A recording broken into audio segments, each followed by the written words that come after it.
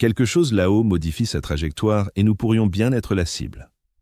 Le visiteur interstellaire 3 Atlas, qu'on croyait au départ n'être qu'un vagabond gelé de plus, se met à accélérer discrètement, de manière constante, vers une direction qui défie toute logique.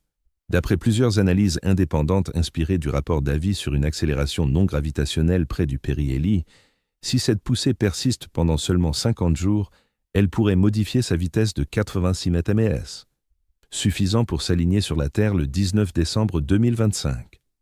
S'agit-il de physique pure ou d'une propulsion? Un simple effet de poussière et de lumière solaire ou une manœuvre calculée?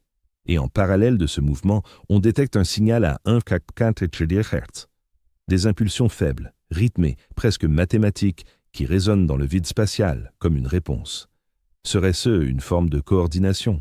Restez avec moi, car à la fin de cette vidéo, vous saisirez pourquoi certains des scientifiques les plus brillants au monde murmurent l'impensable. 3 Atlas ne se contente pas de traverser notre système. Il pourrait être en train de se diriger droit sur nous. Si ce mystère vous captive autant qu'il me fascine, n'oubliez pas de liker et de vous abonner pour ne rater aucune mise à jour en direct au fur et à mesure que les événements se déroulent. Laissez un commentaire pour dire d'où vous nous regardez, quelle heure il est chez vous et ce que vous pensez de cette évolution récente. Et si vous souhaitez booster cette communauté, partagez cette vidéo sur X, Facebook, Reddit ou même dans vos discussions de groupe. C'est grâce à vous qu'on peut continuer à traquer des histoires comme celle-ci. Merci de nous soutenir. Première partie, la révélation choc. Quelque chose approche. En ce moment même, entre Mars et Jupiter, un émissaire d'un autre système stellaire traverse notre système solaire. Ce n'est pas une supposition. Ce n'est pas de la science-fiction. L'objet existe bel et bien. Il porte un nom officiel, 3 Atlas. Il a été repéré le 1er juillet 2025 par le système d'alerte précoce pour les impacts terrestres d'astéroïdes au Chili. Ce qui rend cet objet exceptionnel, ce n'est pas seulement son origine extrasolaire. Ce qui le rend exceptionnel, c'est ce qu'il pourrait être en train de faire actuellement. Une série de publications a surgi sur X, la plateforme de médias sociaux autrefois appelée Twitter. Un chercheur indépendant y exposait un calcul qui a figé tout le monde sur place. Voici le résumé de l'affirmation. Si 3 Atlas maintient une accélération non gravitationnelle d'environ 0,02 ms pendant quelques 50 jours, elle pourrait entraîner un changement de vitesse d'environ 86 ms. Ce delta de vitesse, selon l'auteur, permettrait à l'objet de se positionner face à la Terre aux alentours du 19 décembre 2025. Je le répète, se positionner face à la Terre. Le message allait plus loin. Il insinuait que ce n'était pas le fruit du hasard. Il le présentait comme une navigation intentionnelle. Il évoquait même des signaux à 1,34 GHz, des communications présumées, des ajustements de trajectoire, des échanges entre une sonde extraterrestre et un élément proche de Mars. Avant de quitter cette vidéo en la qualifiant de simple théorie du complot, examinons ce que l'on sait vraiment. L'objet est authentique, sa trajectoire est hyperbolique, ce qui signifie qu'il n'est pas capturé par notre Soleil. Il provient de l'espace interstellaire. Son périhélie, le point le plus proche du Soleil, a eu lieu vers le 30 octobre 2025. Et oui, des rapports confirment une accélération non gravitationnelle. Cela implique que l'objet se déplace d'une façon que la gravité seule ne peut justifier. Une accélération non gravitationnelle n'est pas de la sorcellerie. C'est une physique qu'on ne maîtrise pas encore pleinement dans ce cas précis. Quand un corps spatial s'écarte du chemin prévu par la gravité, une force extérieure l'influence. Souvent, cette force vient d'une dégazage. Les comètes procèdent ainsi constamment. La glace se sublime en vapeur, des jets de gaz jaillissent et l'objet reçoit une petite impulsion. 0,02 ms semble infime. C'est environ le 150 millième de la gravité terrestre, mais dans le vide spatial, sur des jours et des semaines, ces petites forces s'accumulent. C'est là que ça devient captivant. Il s'agit seulement du troisième objet interstellaire confirmé que nous ayons jamais observé. Le premier était Oumuamua en 2017, ce mystère en forme de cigare qui a lancé d'interminables discussions. Le deuxième était Borisov en 2019, qui ressemblait à une comète ordinaire. Aujourd'hui, nous avons 3 Atlas, et contrairement au précédent, celui-ci affiche un comportement qui soulève des interrogations dérangeantes. Quelles sont les implications? Si ce n'est qu'une comète atypique, elle reste précieuse scientifiquement. Un fragment d'un autre système stellaire qui nous livre des indices sur la formation planétaire ailleurs dans la galaxie. Mais si l'accélération est dirigée, si une entité pilote cet objet, alors on entre dans une toute autre dimension. On affronte la possibilité, aussi mince soit-elle, d'un artefact conçu par une civilisation étrangère. L'objectif de cette enquête est clair. Nous allons décortiquer l'affirmation. Nous examinerons les données, les postulats, les calculs et les extrapolations audacieuses. Nous distinguerons le connu du supposé. Et nous anticiperons ce qui pourrait survenir fin 2025 et début 2026, quand les observations pourraient valider ou infirmer cette idée du tout au tout. Il ne s'agit pas d'attiser la peur, il s'agit de chercher à appréhender.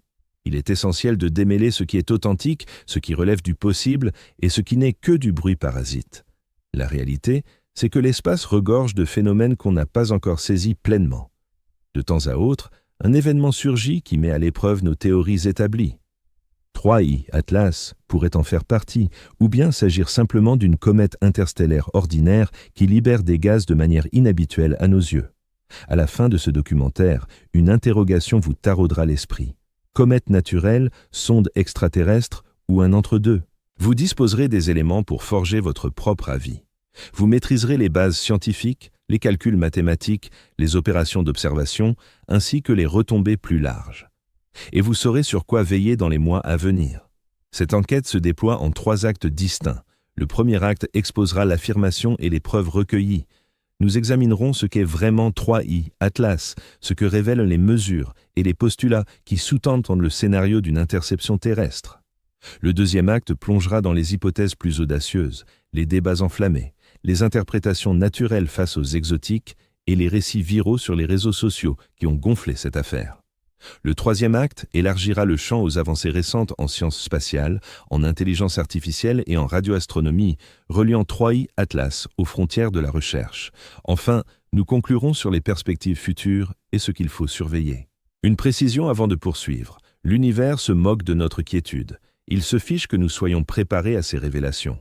Pendant la plus grande partie de l'histoire humaine, nous pensions être seuls, que la Terre trônait au centre de tout, que l'univers tournait autour de nous. Chaque grande découverte ultérieure nous a rapprochés de l'humilité. Nous avons compris que la Terre gravite autour du Soleil, que ce Soleil n'est qu'un parmi des milliards, que les galaxies s'étendent au-delà de toute numération. Aujourd'hui, nous découvrons que des objets d'autres systèmes stellaires peuvent nous rendre visite. Que se passe-t-il quand l'un de ces intrus agit d'une façon qu'on peine à rationaliser ? Ensuite, nous passerons en revue les données réelles pour que vous puissiez évaluer si cette hypothèse tient la route ou se dissout à l'examen. Deuxième partie, ce que les données indiquent précisément. La détection de 3i Atlas a eu lieu le 1er juillet 2025. Le système d'alerte pour les impacts terrestres d'astéroïdes, un ensemble de télescopes au Chili chargé de repérer les objets proches de la Terre, a capté un élément singulier. Initialement, il ressemblait à n'importe quel point faible se déplaçant dans le ciel. Mais les calculs orbitaux ont vite mis en lumière une particularité exceptionnelle. La trajectoire était hyperbolique. Une trajectoire hyperbolique signifie que l'objet n'est pas lié au Soleil. Il file trop vite pour être retenu par la gravité solaire. Il provient d'ailleurs, traverse notre système solaire et repartira vers le vide intersidéral. C'est la signature d'un visiteur interstellaire. La désignation 3i lui a été attribuée comme 3e objet interstellaire officiellement validé. Parlons de son orbite. Le périhélie, point le plus proche du Soleil, s'est produit vers le 30 octobre 2025. La distance était d'environ 1,36 à 1,4 unités astronomiques. Une unité astronomique équivaut à la distance Terre-Soleil, soit environ 150 millions de kilomètres. Ainsi, le périhélie plaçait 3i Atlas entre 203 et 210 millions de kilomètres du Soleil, à peu près dans l'orbite de Mars. Le passage le plus proche de la Terre est attendu le 19 décembre 2025. La distance sera d'environ 1,8 unités astronomiques, soit 268 à 270 millions de kilomètres. Pour situer cela, la Lune se trouve à environ 384 000 km de la Terre. Cet objet passera à une distance équivalente à près de 700 fois celle Terre-Lune. Lointain, très lointain, au-delà de toute notion classique d'approche dangereuse, arrive maintenant l'anomalie. Dans un article sur Medium, Avi Loeb, l'astrophysicien controversé de Harvard, reconnu pour ses études sur Oumuamua et la quête de technologies extraterrestres, a signalé un fait curieux. Des données astrométriques du Jet Propulsion Laboratory et du Very Large Array d'Atacama indiquait un écart par rapport à la trajectoire prévue. L'objet n'était pas à l'endroit attendu si seule la gravité le pilotait. L'écart mesurait environ 4 secondes d'arc. Un minuscule décalage angulaire, mais notable quand on piste un corps sur des millions de kilomètres. Loeb a estimé une accélération non gravitationnelle d'environ 0,02 ms2. Il a ensuite utilisé une équation de conservation de la quantité de mouvement pour explorer les causes potentielles. Si c'est l'émission de gaz qui motive cela, sous forme de jets de vapeur propulsant l'objet, alors la perte de masse doit être considérable. Son calcul indiquait qu'au moins 1/6 de la masse de l'objet devrait s'évaporer en l'espace d'1 mois pour générer un tel niveau d'accélération. Arrêtons-nous là un instant. L'accélération non gravitationnelle n'a rien d'exotique en soi. Les comètes la subissent couramment. Quand la glace se sublime, passant de solide à gaz, elle s'échappe de la surface et produit une poussée. C'est un effet de fusée, modeste mais quantifiable. Le problème avec 3I Atlas réside dans l'ampleur. Si l'objet pèse autant que certaines estimations le supposent, des dizaines de milliards de tonnes, alors perdre 1/6 de cette masse en 1 mois aurait dû générer un impressionnant nuage de gaz et de poussière, une chevelure visible, une queue, un élément détectable au moins. Sur le plan visuel, l'objet 3I Atlas présente des caractéristiques atypiques. Les clichés mettent en évidence une structure de jet orientée peut-être vers le Soleil au lieu de s'en éloigner, ce qui est rare. La teinte de cet astre intrigue aussi. Les observations le dépeignent plus bleu que le Soleil, ce qui pourrait signaler la présence de monoxyde de carbone ionisé plutôt que de la poussière classique. Ce sont des indices, mais rien de définitif. Les comètes peuvent se comporter bizarrement, celles venues d'ailleurs encore plus. Qu'est-ce que les mesures ne révèlent pas? L'eau en personne n'affirme pas que l'objet suit une trajectoire d'interception avec la Terre. Il ne prétend pas qu'il manœuvre délibérément vers nous. Les données indiquent une accélération. Elles montrent un décalage. Elles laissent entrevoir un phénomène captivant.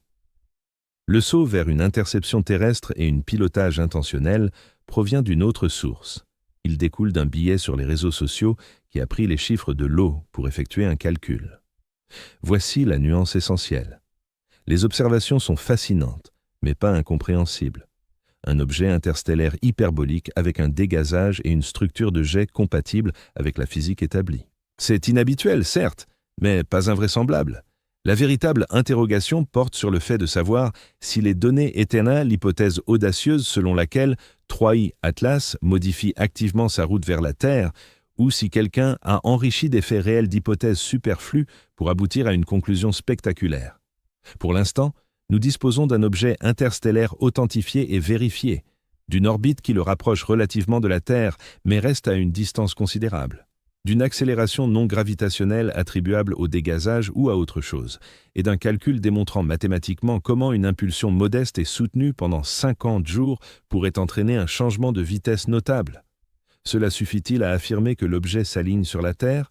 C'est la problématique que nous aborderons ensuite en scrutant les équations et les postulats qui transforment des chiffres en récits. Troisième partie. Projection vers une interception terrestre. Calcul et postulat. Passons au compte. La revendication virale s'appuie sur une formule basique de la physique classique. Accélération multipliée par temps égale variation de vitesse, avec une accélération constante de 0,02 ms2 maintenue sur 50 jours.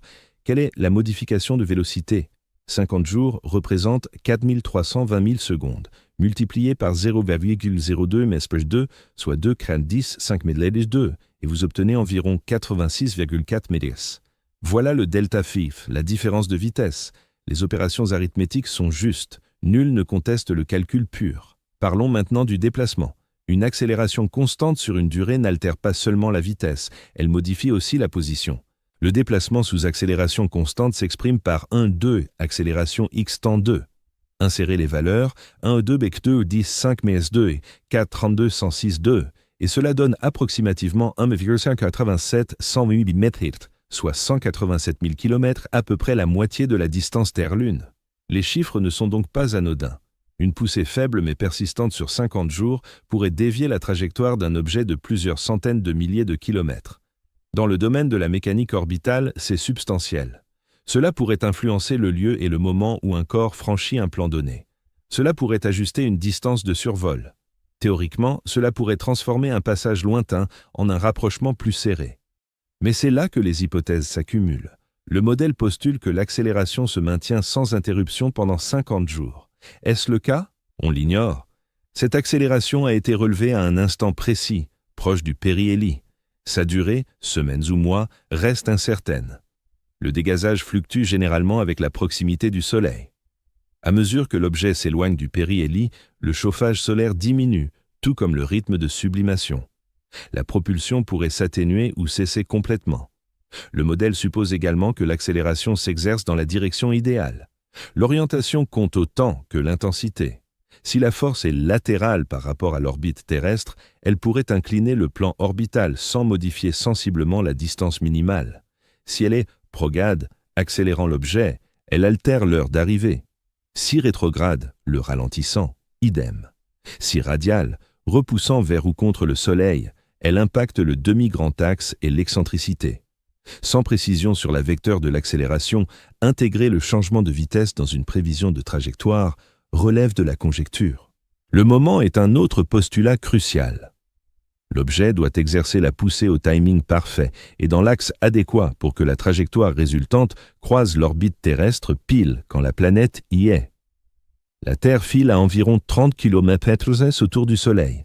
Elle parcourt d'immenses distances en quelques jours. Toucher une cible mobile exige une synchronisation et une orientation impeccables. Un décalage de 187 000 km pourrait déplacer le point de croisement. Mais si la Terre n'y est pas à cet instant, l'interception avorte. Enfin, les aspects énergétiques et de masse posent question. Si l'objet pèse autant que les estimations l'indiquent, des dizaines de milliards de tonnes, maintenir une telle propulsion demande une énergie colossale. Si c'est l'émission naturelle de gaz de l'objet impliquerait un taux de perte de masse élevé, comme l'a estimé Lowe. S'il s'agit d'une intervention artificielle, cela supposerait un système de propulsion apte à générer une poussée sur une longue période. Dans les deux cas, ces hypothèses paraissent peu crédibles sans preuve concrète pour les étayer. Par ailleurs, les perturbations jouent un rôle clé. L'espace n'est pas un vide absolu. La pression du rayonnement solaire, l'attraction gravitationnelle des planètes, le vent solaire et même l'effet Aofsky peuvent tous modifier la trajectoire d'un petit corps céleste. Le calcul simplifié postule que ces influences sont négligeables ou qu'elles s'équilibrent en moyenne. Or, en pratique, elles introduisent du bruit et de l'incertitude. Une combustion déterministe de 50 jours relève d'une idéalisation pure. Prenons une comparaison pour illustrer cela. Figurez-vous au volant sur une autoroute, vous savez que vous pouvez accélérer de 60 km/h. Au-delà de votre vitesse actuelle, c'est comparable à connaître votre delta V. Mais pour vous insérer dans la bonne file au bon moment et viser une sortie précise, il faut plus que la simple accélération. Il s'agit de repérer la sortie, d'évaluer la fluidité du trafic, de choisir l'instant idéal pour appuyer et de diriger correctement.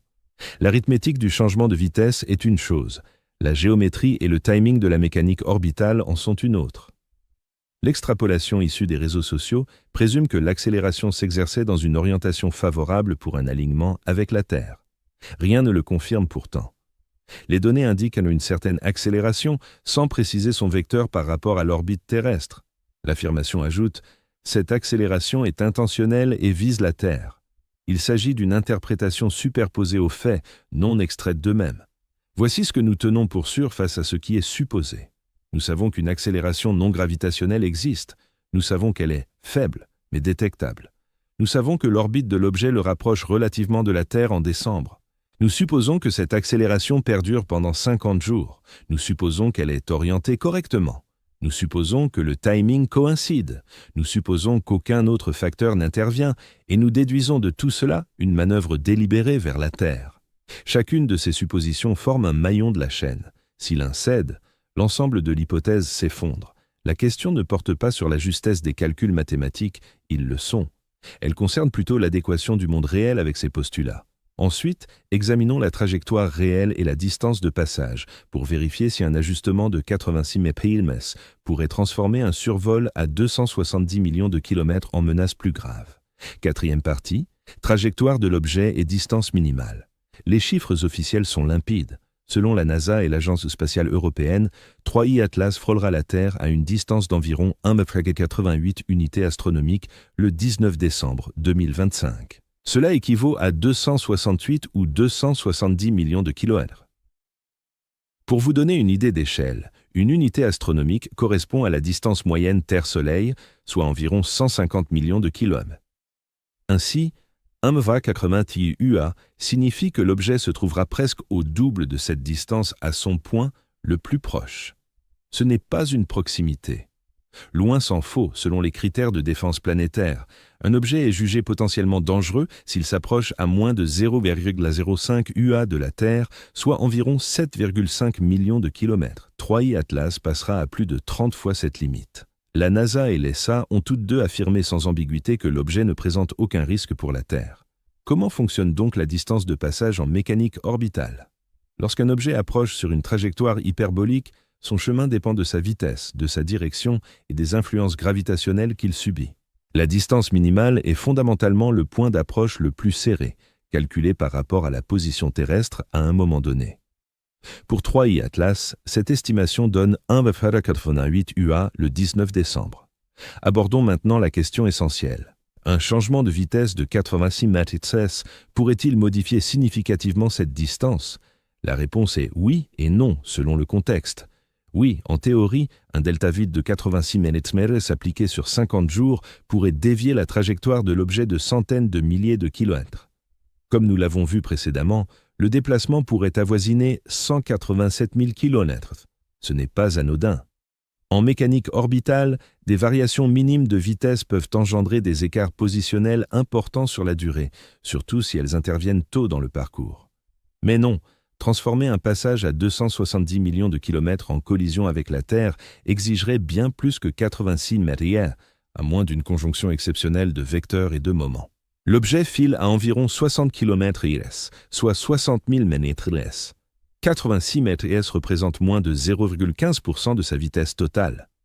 Pour déformer la trajectoire au point de ramener la distance de 270 millions de kilomètres à zéro, il faudrait soit un delta sin bien supérieur, soit un alignement quasi parfait de la direction de poussée et du timing. L'orientation de la poussée est cruciale. Visualisez la trajectoire de l'objet comme une ligne dans l'espace. Si vous appliquez une force latérale perpendiculaire au vecteur vitesse, vous modifiez le plan orbital. Vous pourriez décaler le chemin de 100 000 km sur le côté, mais cela ne rapproche pas forcément de la Terre. Si vous poussez en avant ou en arrière le long du vecteur vitesse, vous altérez le moment d'arrivée. L'objet pourrait traverser le plan Terre-Soleil plus tôt ou plus tard. Mais là encore, cela ne garantir un rapprochement plus serré n'est possible que si la Terre se trouve précisément à cet endroit précis. Si l'on applique une poussée radiale vers le Soleil ou à l'opposé, cela modifie la forme de l'orbite, son excentricité et la distance au périhélie. Dans la mécanique orbitale, il existe un concept appelé le plan B. C'est un plan virtuel perpendiculaire à la trajectoire entrante, employé pour déterminer où un objet traversera par rapport à une cible. Imaginez-le comme une cible de fléchette. Le centre est la Terre. La trajectoire de l'objet perce ce plan à un certain point, et la distance entre le centre et ce point représente l'écart de tir. Une petite variation de vitesse peut déplacer l'endroit où l'objet franchit le plan, mais passer de la bordure extérieure au milieu exige une impulsion très ciblée. Sans connaître l'orientation de l'accélération non gravitationnelle de 3I Atlas par rapport à la position de la Terre, il est impossible d'évaluer précisément comment l'écart de tir évoluerait. L'affirmation sur les réseaux sociaux suppose que cette poussée va dans la bonne direction. C'est une hypothèse majeure. Il y a aussi la question de la masse de l'objet. Les estimations indiquent que 3I Atlas est imposant, peut-être plus de 33 milliards de tonnes, avec un diamètre de plusieurs kilomètres. Manœuvrer un corps de cette envergure est ardu si le processus repose sur un dégazage naturel. C'est comme essayer de diriger une montagne en faisant évaporer la glace de sa surface. Si le mécanisme est artificiel, cela sous-entend un moteur ou un système de propulsion d'une puissance colossale. Dans tous les cas, la physique pose des défis considérables. Les scientifiques de la NASA et de l'ESA, qui disposent des données astrométriques complètes et des modèles orbitaux, ont déterminé que l'objet ne suit pas une trajectoire d'interception avec la Terre. Ils intègrent les incertitudes, les perturbations et les forces non gravitationnelles potentielles. Leurs simulations indiquent un passage sans danger. Si les calculs laissaient entrevoir le moindre risque de collision, les alertes retentiraient. Les réseaux de défense planétaire sont justement conçus pour repérer et suivre les objets potentiellement dangereux.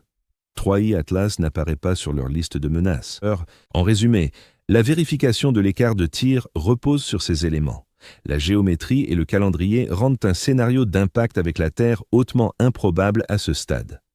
L'objet requérait une modification de vitesse bien plus importante, appliquée dans une direction et à un moment très précis, pour transformer un survol à 270 millions de kilomètres en quelque chose de menaçant.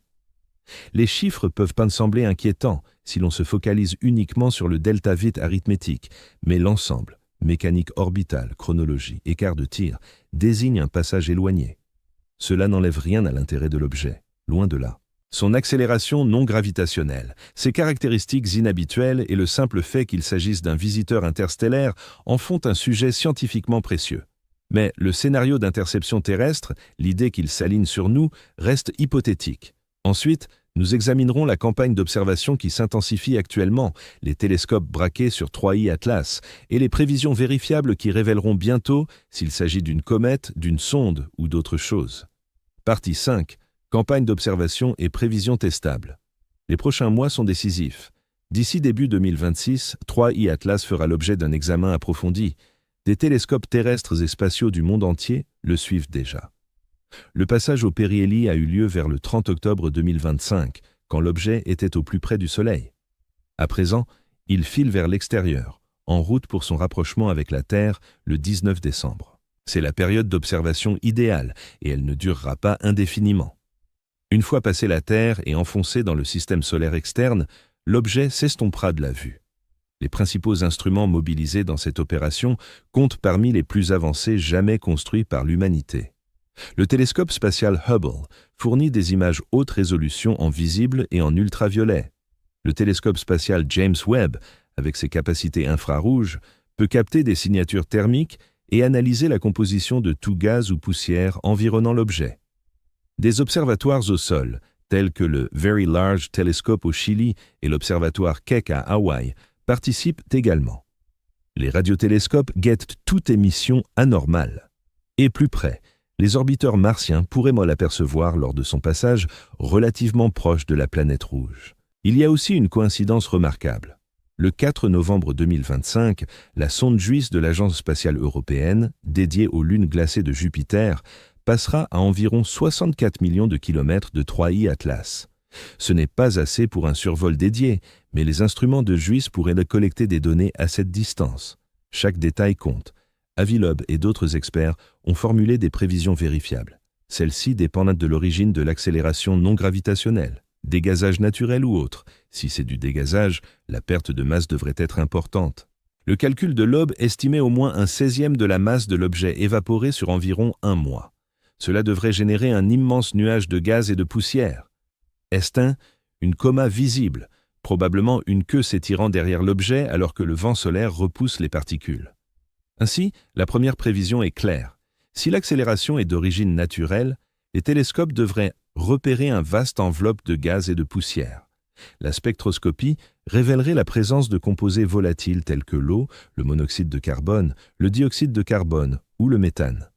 L'objet se comporterait comme une comète, affichant tous les signes classiques d'une activité induite par la sublimation. Mais si aucune grande nuée n'apparaît, si la perte de masse est faible ou inexistante, alors l'hypothèse d'un dégazage naturel perd de sa force. Ce serait un résultat majeur.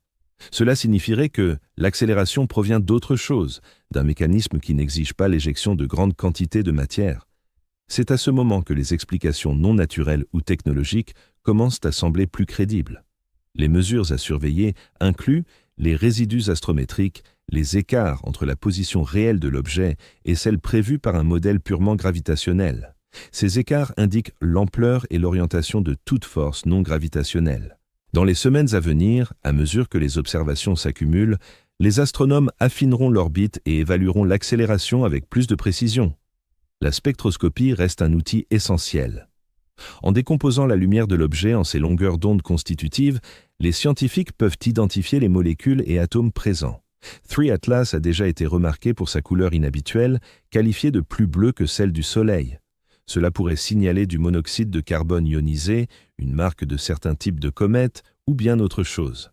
Une analyse spectroscopique approfondie nous en dira plus sur la composition et sur sa conformité avec la chimie cométaire connue.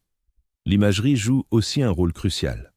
La forme de toute coma ou queue, la structure des jets, les signes d'asymétrie, Tout cela fournit des indices. Certains rapports évoquent une anti-queue, un jet pointé vers le Soleil plutôt que dans l'autre sens. C'est inhabituel, mais pas impossible. Les comètes présentent parfois des traits orientés vers l'avant en raison de la géométrie ou de la rotation.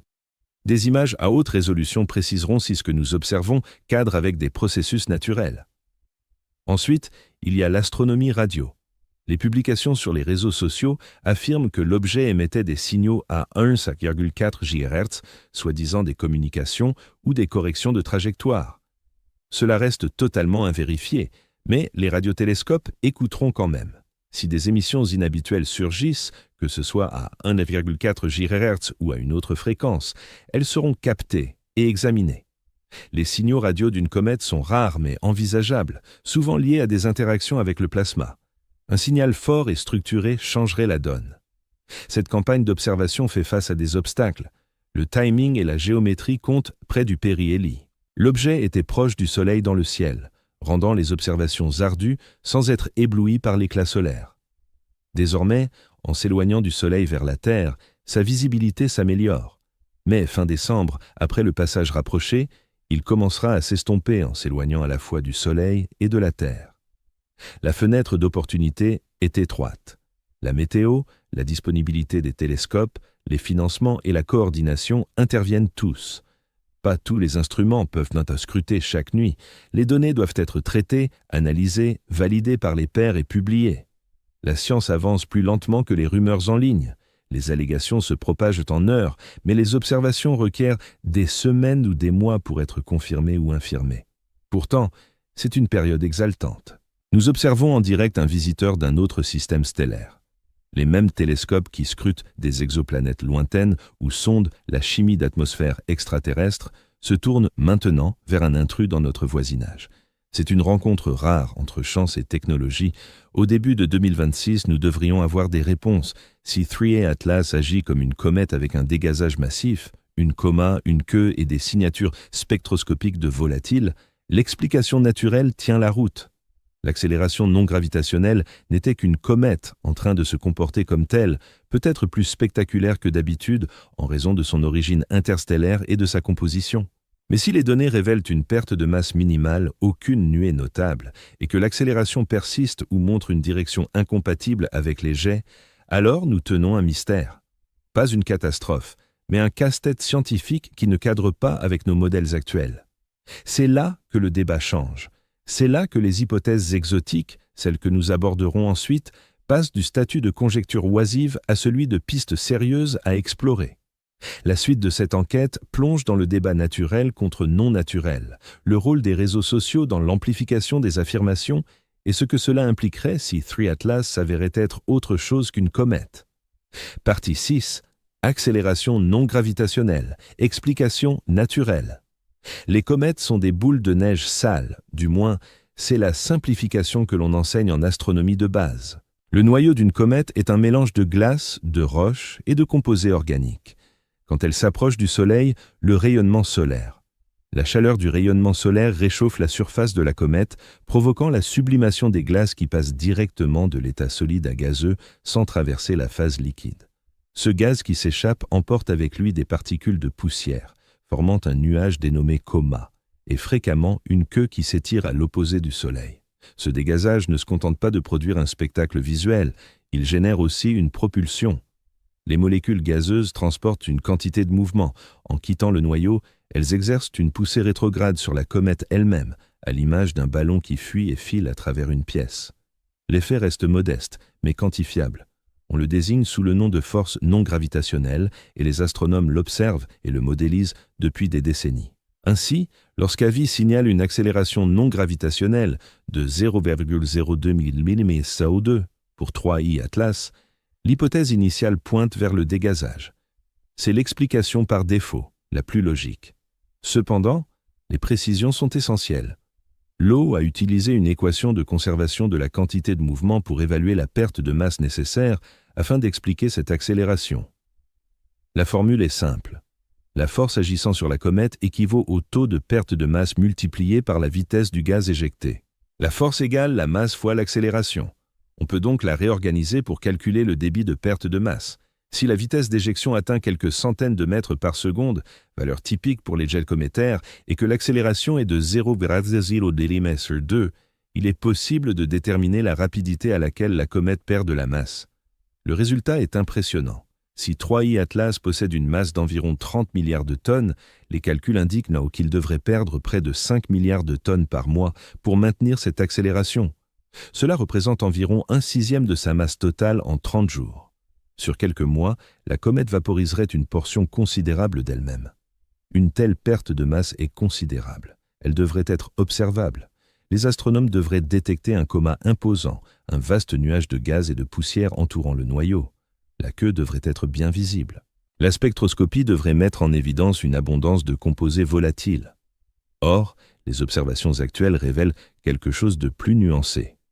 Des rapports mentionnent une structure de jet, peut-être orientée vers le Soleil, et la teinte de l'objet est inhabituelle, plus bleue que prévu. Mais un coma géant en proportion avec ce niveau de perte de masse n'a pas encore été formellement détecté. Cela n'invalide pas pour autant l'explication naturelle. Les comètes sont variables. Le dégazage peut être intermittent, influencé par la rotation, l'exposition de nouvelles glaces ou l'effondrement de couches superficielles. Peut-être que le fort taux de perte de masse n'était que passager, un pic près du périhélie qui s'est atténué depuis. Peut-être que le gaz s'échappe sous forme de jets concentrés plutôt que de manière diffuse, rendant le coma moins évident depuis la Terre. Peut-être que la composition rend le gaz transparent ou peu chargé en poussière, diminuant sa visibilité. La coloration plus bleue que celle du Soleil est intrigante. Elle pourrait signaler la présence de monoxyde de carbone ionisé, une molécule qui peut dominer le spectre de certaines comètes. La glace de monoxyde de carbone est plus volatile que celle d'eau, sublimant à des températures plus basses et à des distances supérieures du Soleil.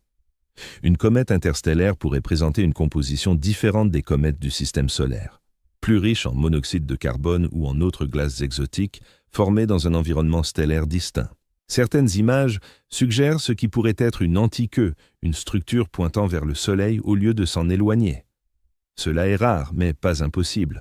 Cela peut résulter de la géométrie d'observation, où l'on voit la comète sous un angle faisant apparaître la poussière dans le plan orbital comme dirigée vers l'avant. Ou bien il s'agirait d'un jet à vent véritable, propulsé par la rotation ou un chauffage localisé. L'explication naturelle exige que tous ces éléments s'assemblent. Perte de masse élevée, composition atypique, dégazage épisodique, effet géométrique, c'est un tableau complexe. Mais les comètes sont des objets complexes. Elles ne se comportent pas toutes de la même façon. Une comète interstellaire, issue d'un autre système stellaire avec des conditions différentes, pourrait aisément s'écarter des schémas observés chez les comètes solaires. Il y a aussi la question de la taille et de la masse de l'objet. Les estimations indiquent un diamètre d'au moins plusieurs kilomètres, peut-être 5 ou plus, et une masse dépassant 30 milliards de tonnes. C'est une grosse comète. Accélérer un corps aussi massif par dégazage demande une énergie et une perte de matière énormes. C'est comme tenter de propulser un cargo en jetant sa cargaison par-dessus bord. On y parvient, mais il faut en balancer une quantité considérable à grande vitesse. Les analogies aident ici.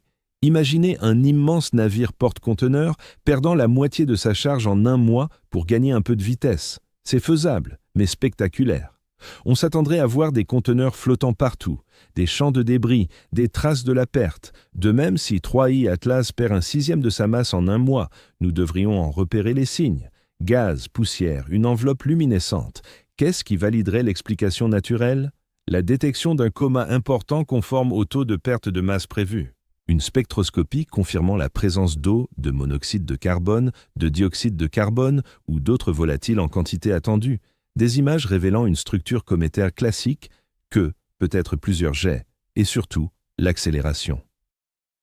La corrélation entre l'accélération et la distance au Soleil devrait être évidente. Au fur et à mesure que la comète s'éloigne du périhélie, la chaleur solaire diminue, les dégazages s'atténuent et l'accélération devrait faiblir. Si ce n'est pas le cas, si elle se maintient ou même s'intensifie à mesure que l'objet s'éloigne du Soleil, c'est un signal d'alarme. Pour l'instant, l'hypothèse des dégazages naturels reste crédible, mais elle est laborieuse. Le taux de perte de masse exigé est élevé. Les observations sont contradictoires. La taille et la masse de l'objet compliquent le récit. Pourtant, les comètes nous ont déjà étonnés par le passé. Oumuamua nous a surpris avec son accélération et sa forme allongée. Borisov nous a surpris en paraissant tout à fait ordinaire. 3i Atlas pourrait bien être la prochaine surprise, une comète aux traits extrêmes qui repousse les limites de ce qu'on tient pour normal.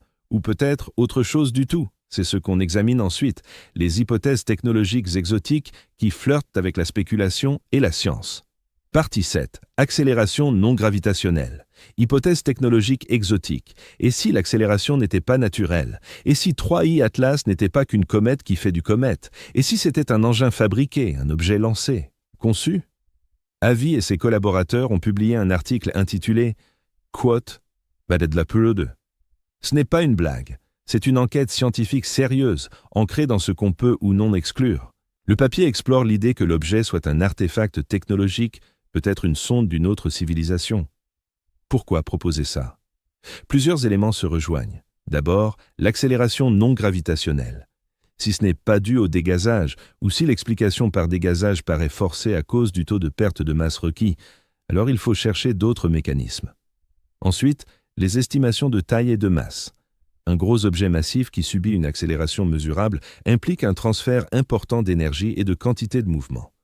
Troisièmement, la trajectoire. Loeb note que le chemin de l'objet dans le système solaire interne, son timing et son alignement avec le plan de l'orbite terrestre sont statistiquement inhabituels. Pas impossible, mais improbable pour un visiteur aléatoire de l'espace interstellaire. Les aspects énergétiques méritent qu'on s'y penche. Pour un objet de plusieurs dizaines de milliards de tonnes qui maintient une accélération de 0,02 pendant des semaines, la poussée nécessaire est considérable. Force égale masse fois accélération. On insère 10,13 kg et 10,5 PS2 et on obtient une force d'environ 200 000 newtons. C'est la poussée d'un petit moteur fusée maintenu en continu pour accélérer, mais les voiles solaires sont peu efficaces à moins d'être immenses et très réfléchissantes. Les calculs indiquent qu'une voile assez grande pour accélérer cette masse devrait mesurer des kilomètres de diamètre et être bien orientée. Ou peut-être un truc plus avancé, comme un moteur ionique, un réacteur à fusion ou une tech qu'on n'a pas encore imaginée. Les échos à 1,4 GHz évoqués dans le post sur les réseaux sociaux ajoutent une couche à cette idée. 1,4 GHz est important dans la recherche d'intelligence extraterrestre, car il correspond à la raie de l'hydrogène, une fréquence naturelle émise par les atomes d'hydrogène neutre. On l'appelle parfois le quote 3, UDNO, en radioastronomie, une bande calme du spectre électromagnétique où les signaux peuvent voyager dans l'espace avec peu d'interférences. Si une civilisation avancée voulait émettre un signal, 1,4 GHz serait un choix logique. Mais voilà le hic, il n'y a aucune détection vérifiée publiquement de tels échos de la part de 3i Atlas. Les radiotélescopes scrutent le ciel en permanence, et si un signal structuré fort provenait de l'objet, quelqu'un l'aurait repéré. La revendication reste non étayée, errant dans le domaine de la conjecture. Pourtant, imaginons que 3i Atlas soit une sonde artificielle. Quel en serait l'objectif? Reconnaissance? Observation. Peut-être qu'elle dérive dans l'espace depuis des millions d'années, un vestige d'une civilisation éteinte qui poursuit encore sa mission programmée de cartographier les systèmes stellaires. Ou alors, elle est active, ajustant délibérément sa route pour étudier des cibles fascinantes. Pourrait-elle se diriger intentionnellement vers une interception avec la Terre? La réponse courte est oui, si elle en est capable. Une sonde avec un système de propulsion fonctionnel pourrait en théorie modifier sa trajectoire, mais le delta-F nécessaire pour transformer un raté de 270 millions de kilomètres en une vraie rencontre dépasse de loin les 86 ms. Il faudrait des changements de vitesse de l'ordre du km/s appliqués avec une précision temporelle et directionnelle. C'est une poussée massive sur une longue durée. Loeb a aussi évoqué l'hypothèse de la forêt sombre en lien avec 3i Atlas. L'idée de la forêt sombre, popularisée par l'auteur de science-fiction Liu Cixin, postule que l'univers regorge de civilisations, mais elle garde le silence pour éviter d'être détectée par des voisins potentiellement hostiles. Se révéler pourrait attirer la destruction, donc tout le monde reste muet, tapi dans la forêt cosmique obscure. Loeb suppose que si 3i Atlas est une sonde, son comportement. Ce comportement pourrait indiquer une stratégie prudente, avec une surveillance à distance plutôt qu'un contact immédiat. Il s'agit bien sûr d'une pure conjecture. On empile ici plusieurs niveaux d'hypothèses les unes sur les autres. Hypothèse numéro 1, l'accélération n'est pas due à des causes naturelles. Hypothèse numéro 2, Elle est artificielle. Hypothèse numéro 3, elle est pilotée par une forme d'intelligence.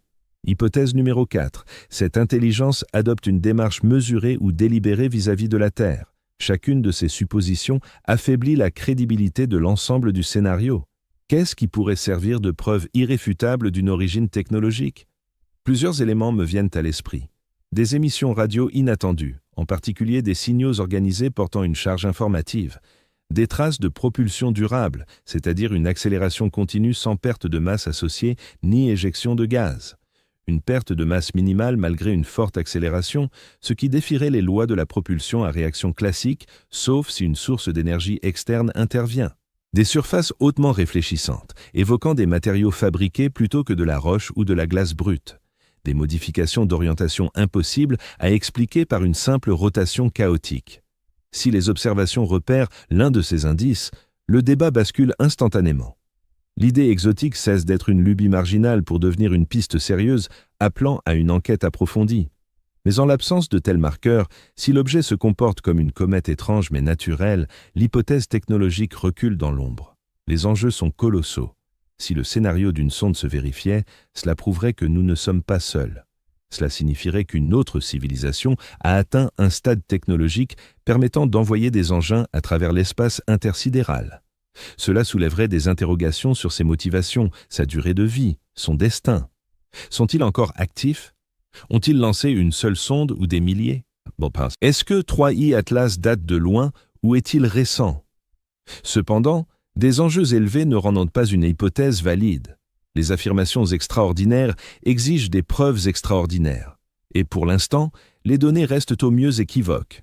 L'accélération non gravitationnelle existe bel et bien, mais elle n'est pas incontestablement anormale. La trajectoire est atypique, mais pas inconcevable pour un visiteur interstellaire aléatoire. Les échos radios n'ont pas été confirmés. L'absence d'une vaste chevelure gazeuse intrigue, mais ne tranche pas. La science avance en éprouvant les théories, en formulant des prévisions et en les confrontant aux faits observés. L'hypothèse technologique en formule aussi. Pas de grands nuages gazeux, car il n'y a pas de dégazage. Une accélération maintenue même en s'éloignant du Soleil, puisque la propulsion ne dépend pas du rayonnement solaire. Des émissions radio possibles ou d'autres signatures non thermiques. Au cours des prochains mois, les mesures permettront de vérifier ces attentes. Si l'objet s'avère naturel, nous aurons quand même acquis des connaissances précieuses. Nous aurons repoussé les limites de l'étude des comètes, analysé la composition et le mouvement des intrus interstellaires et validé nos modèles face à un cas extrême. Si l'objet est artificiel, eh bien, ce serait la découverte la plus majeure de l'histoire humaine. Dans tous les cas, les données attendues fin 2025 et début 2026 promettent d'être captivantes. Passons maintenant à la diffusion de cette affaire.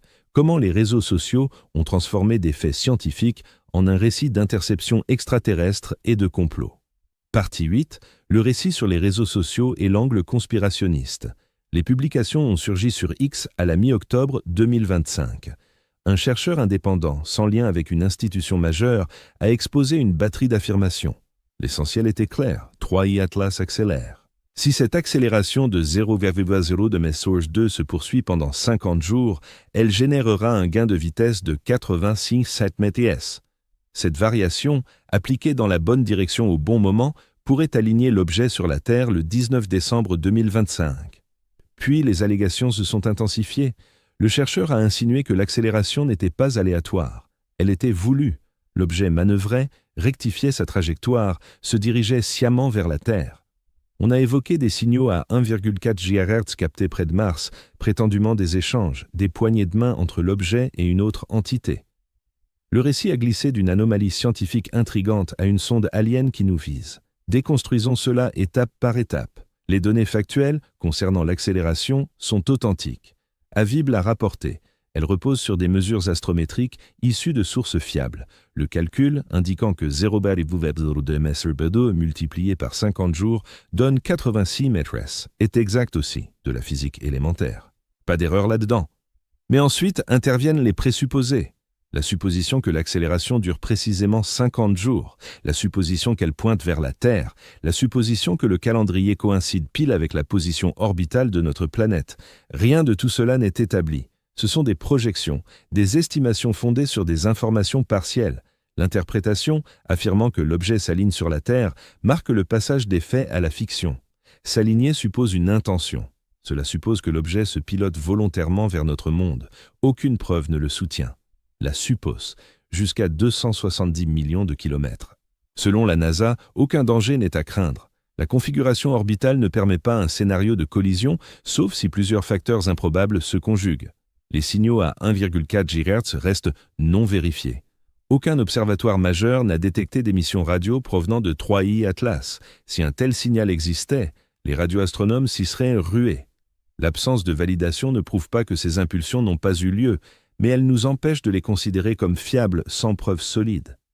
Alors, comment cette histoire a-t-elle pris de l'ampleur? Les réseaux sociaux adorent l'incertitude et le sensationnel. Une anomalie scientifique, un vide dans nos connaissances, devient un terrain propice aux conjectures. Les gens s'emparent des faits, y ajoutent leur propre lecture et tissent des récits. Ces récits se propagent plus vite que la science elle-même, car ils sont bien plus captivants. Une sonde extraterrestre visant la Terre fait un titre plus accrocheur qu'une comète avec un dégazage inhabituel. La psychologie sous-jacente est passionnante. Les humains sont des chasseurs de motifs. Nous décelons des liens là où il n'y en a pas. Nous sommes attirés par des histoires qui donnent un sens au désordre. Un objet interstellaire doté d'une accélération inexpliquée n'est pas simplement une comète qui déraille. C'est un indice, un message, peut-être un avertissement. Cette affirmation s'inscrit dans des angoisses culturelles plus larges sur l'inconnu, sur ce qui rôde là dehors, sur notre préparation à un contact. Le cadre conspirationniste renforce tout cela. Une fois l'idée semée que l'objet pourrait être artificiel, chaque ambiguïté tourne à la preuve. L'absence d'une chevelure visible, démontrant qu'il n'est pas une comète, la teinte inhabituelle des matériaux fabriqués, la trajectoire, un ciblage intentionnel, le silence officiel sur les signaux radio, une dissimulation. Évidemment, le récit se renforce de lui-même, résistant à toute réfutation. Ce phénomène n'est pas exclusif à 3I Atlas. Oumuamua a suivi le même parcours. Un objet étrange surgit, les scientifiques avouent ne pas tout comprendre, et le web comble les lacunes avec des extraterrestres. Parfois, les chercheurs eux-mêmes, comme Avi Loeb, flirtent avec les spéculations. Loeb est réputé pour défendre publiquement des idées exotiques, plaidant qu'il faut explorer toutes les options, y compris des origines technologiques. Cette ouverture est essentielle en science, mais elle fournit aussi du carburant au sensationnalisme. Les médias grand public s'emparent du sujet, souvent de manière simplifiée ou amplifiée. Les gros titres hurlent, quote 4, alors que l'article est plus nuancé. Le New York Post a publié un article citant Loeb sur 3I Atlas, le présentant comme un possible moteur extraterrestre. La présentation compte beaucoup. La plupart des gens ne lisent pas au-delà du titre. Ils retiennent que des scientifiques évoquent des aliens, et cela devient la vérité. La communication scientifique a une responsabilité. Séparer ce que révèlent les données de ce que quelqu'un en déduit. Les données indiquent une accélération non gravitationnelle, point final. L'extrapolation vers une collision avec la Terre, une manœuvre délibérée, une technologie alien. Ce sont des interprétations superposées. Elles pourraient être justes, mais ce ne sont pas des faits avérés. Il faut trouver un équilibre. D'un côté, on ne doit pas écarter les hypothèses trop vite. La science progresse en examinant des idées qui paraissent folles. De l'autre, on ne doit pas élever la conjecture au rang de preuve. L'idée que 3I Atlas s'aligne sur la Terre n'a pas le même poids que l'observation d'une accélération non gravitationnelle. L'une est mesurée, l'autre déduite. Les réseaux sociaux effacent cette différence. Tout devient une affirmation, une théorie, une hypothèse. Le rapport signal-bruit se dégrade. Les débats portent sur une menace potentielle sans consensus sur ce que disent vraiment les données. La désinformation se répand non pas par mensonge, mais parce que la frontière entre faits et interprétation s'estompe. Alors, où en sommes-nous au final? Une question méta. Sommes-nous prêts pour ces scénarios? Et si l'objet était naturel mais vraiment bizarre, repoussant les limites de la physique cométaire? Et s'il était artificiel, prouvant que nous ne sommes pas seuls? Comment notre société gère-t-elle l'information dans un monde où vérité et imagination cohabitent sur le même fil d'actualité? Le buzz autour de 3I Atlas sur les réseaux sociaux illustre parfaitement l'entrecroisement entre science et narration. La suite examine ce qui se passerait si l'histoire dépassait le stade de la fiction. Si l'objet faisait vraiment quelque chose d'inattendu. Partie 9. En cas d'intersection, hypothèse du pire scénario. Plongeons dans une expérience de pensée. Ceci est une analyse de scénario, pas une prédiction. Et si toutes les suppositions se réalisaient? Et si 3i Atlas modifiait assez sa trajectoire pour croiser la Terre? Quelles en seraient les implications? D'abord, les caractéristiques. Les estimations de taille pour 3i Atlas varient de quelques centaines de mètres à plusieurs kilomètres de diamètre. Certaines modélisations, basées sur sa brillance et un albédo supposé, indiquent qu'il pourrait mesurer 5 km de large, voire plus. Les évaluations de masse dépassent 30 milliards de tonnes, potentiellement davantage. C'est une montagne filant dans l'espace. Les objets interstellaires voyagent à vive allure. Quand ils pénètrent dans un système solaire sur une trajectoire hyperbolique, ils ne liés à la gravité du Soleil, ils ne décélèrent que peu. L'astéroïde 3C Atlas file à environ 60 km/s, soit 60 000 m/s. C'est plus de 130 000 miles à l'heure. À cette allure, l'énergie cinétique explose de manière exponentielle. La formule reste basique. L'énergie équivaut à la moitié de la masse multipliée par le carré de la vitesse. Prenons une évaluation prudente. Imaginons une masse de 30 milliards de tonnes, c'est-à-dire 3, 10 ou 13 kg. La vitesse à 30 000 ps, une valeur médiane. Insérons ces chiffres, 1 palo qui 3, 10, 13, 9, 10, 8. On obtient approximativement 1,35 5 10 22 joules. Quelle ampleur! Une tonne de TNT libère autour de 4,2 10 15 joules. Divisez l'énergie cinétique par ce chiffre et voilà près de 3,2 millions de mégatonnes ou 3 millions de mégatonnes. À titre de comparaison, la plus grosse arme nucléaire testée, la bombe tsar soviétique, atteignait 50 mégatonnes. Cet impact surpasserait cela de 60 000 fois. Les retombées seraient apocalyptiques. Un tel corps, avec sa taille et sa vélocité, traverserait l'atmosphère en un clin d'œil. Pas le temps de freiner ou de s'éroder notablement. Il s'écraserait au sol à pleine puissance, déversant toute cette énergie d'un coup. L'explosion éclipserait tout ce que l'humanité a connu, qu'il s'agisse de phénomènes naturels ou fabriqués. Des incendies ravageurs balayeraient des continents entiers. L'onde de choc raserait tout sur des centaines de kilomètres autour du point d'impact. Des séismes secoueraient la croûte terrestre. En cas de chute dans l'océan, la vague géante culminerait à des milliers de mètres, filant à la vitesse d'un avion de chasse à travers les bassins océaniques. Les villes côtières disparaîtraient purement et simplement. Mais la dévastation instantanée n'est que le prélude. L'énergie vaporiserait l'objet et un immense volume de roches, de sol ou d'eau, les projetant dans l'atmosphère. La poussière et les aérosols se propageraient mondialement en quelques jours, occultant le soleil. Les températures chuteraient brutalement. La photosynthèse s'arrêterait net. Les récoltes s'effondreraient.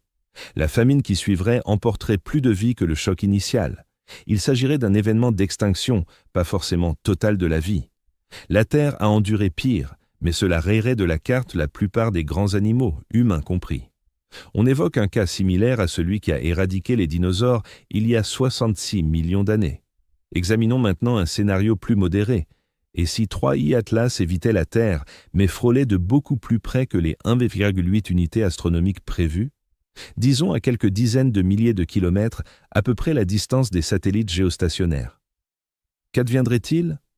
Un tel survol resterait spectaculaire. La gravité de l'objet perturberait légèrement l'orbite terrestre, sans doute imperceptiblement.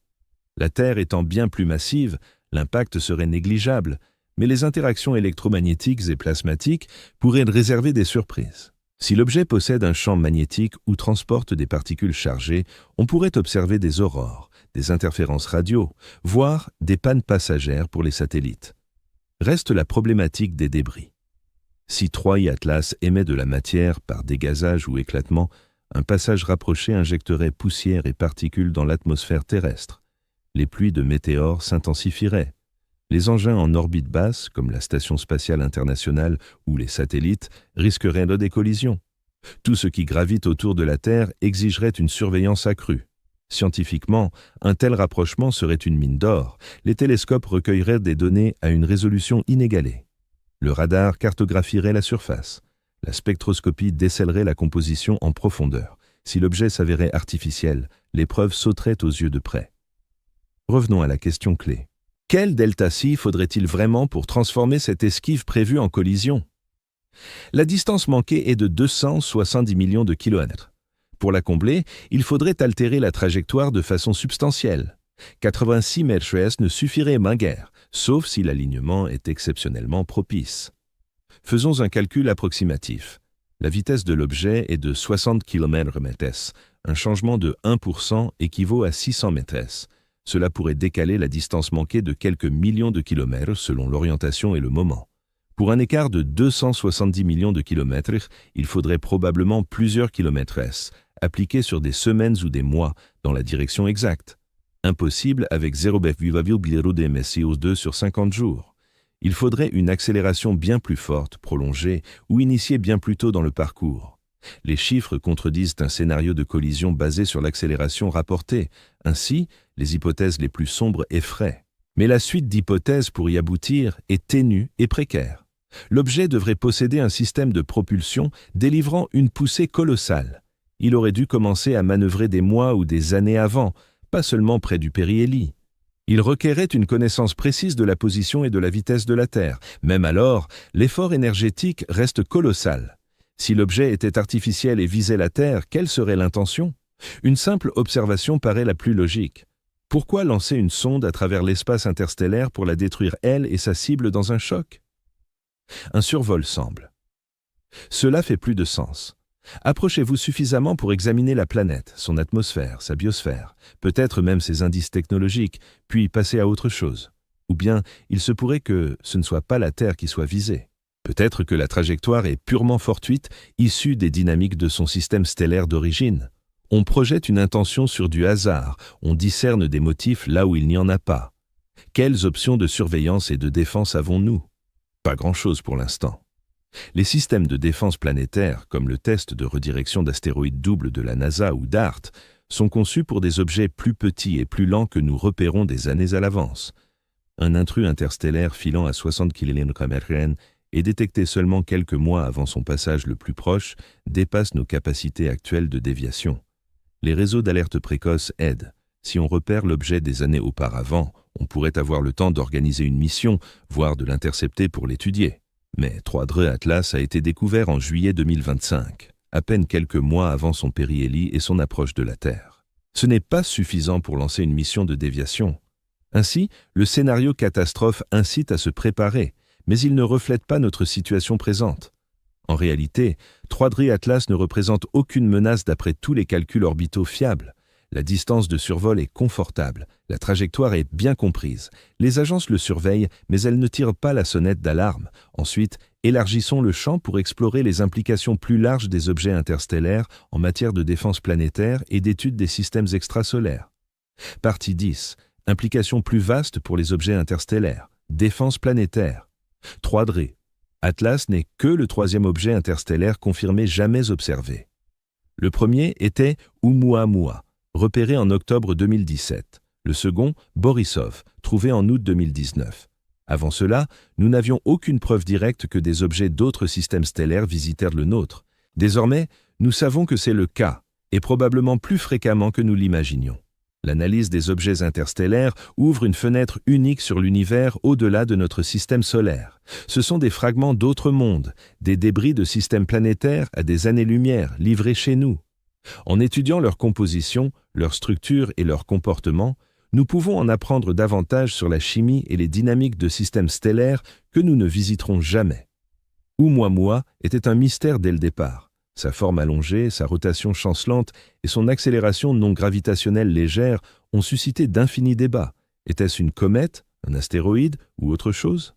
La spectroscopie n'a révélé ni chevelure, ni queue, ni signes évidents de dégazage. Pourtant, il s'accélérait en s'éloignant du Soleil, indiquant une force au-delà de la gravité. Avi Loeb a famously proposé qu'il s'agisse d'une voile solaire, une fine feuille réfléchissante propulsée par le rayonnement solaire. La plupart des astronomes ont contesté cette idée, suggérant plutôt une comète aux propriétés inhabituelles, peut-être faite de glace d'hydrogène ou de glace d'azote qui se sublime sans former un nuage visible. Borisov était différent. Il ressemblait à une comète ordinaire. Il avait une chevelure, une queue, des signatures spectroscopiques d'eau et de monoxyde de carbone. Il se comportait exactement comme un corps glacé passant près du Soleil. À bien des égards, Borisov était rassurant. Il montrait que tous les objets interstellaires ne sont pas bizarres. Certains sont simplement des comètes venues d'ailleurs. 3. Atlas se situe entre ces deux extrêmes. Ils présentent des caractéristiques comme Terre, mais aussi des anomalies qui ne rentrent pas facilement dans les modèles standards. L'accélération non gravitationnelle est plus forte que prévu pour sa taille. Le taux de perte de masse, s'il est dû au dégazage, est extrême. La couleur et la possible anti-queue ajoutent d'autres particularités. Qu'est-ce que cela nous dit sur les objets interstellaires en général? Qu'ils sont variés, qu'on ne peut pas présumer qu'ils se comportent tous comme les comètes ou astéroïdes de notre système solaire, que leur composition, leur structure et leur histoire diffèrent selon leur lieu et leur mode de formation. Les dynamiques des objets interstellaires remettent aussi en question nos connaissances. À quelle fréquence visitent-ils? D'où viennent-ils? Sont-ils éjectés de systèmes planétaires par des interactions gravitationnelles avec des géantes gazeuses? Ou s'agit-il de vestiges de la formation stellaire, de matière résiduelle qui n'a jamais coalescé en planète? Les taux de détection indiquent que les objets interstellaires traversent le système solaire interne plus souvent que nous le pensions. Avec des télescopes améliorés et plus de relevés du ciel, nous les repérons. 3 draps. Atlas a été détecté par le même système qui traque les astéroïdes géocroiseurs. Les futures enquêtes, comme l'observatoire Vera C. Rubin, en découvriront bien plus. Nous pourrions en trouver 1 ou 2 par an d'ici une décennie. Cela nous amène à la défense planétaire. Bien que 3 draps Atlas ne posent aucune menace immédiate, le fait que des corps extrasolaires puissent traverser notre système solaire signifie que d'autres pourraient s'approcher plus près à l'avenir. Les capacités de détection et de réponse doivent progresser.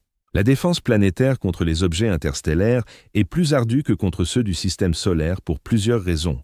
D'abord, la vitesse. Les objets interstellaires voyagent beaucoup plus vite, à des dizaines de kilomètres/s au lieu de quelques-uns. Cela laisse moins de temps pour réagir et rend la déviation plus compliquée. Deuxièmement, l'imprévisibilité. Nous ne connaissons pas leur trajectoire avant qu'ils ne soient déjà là.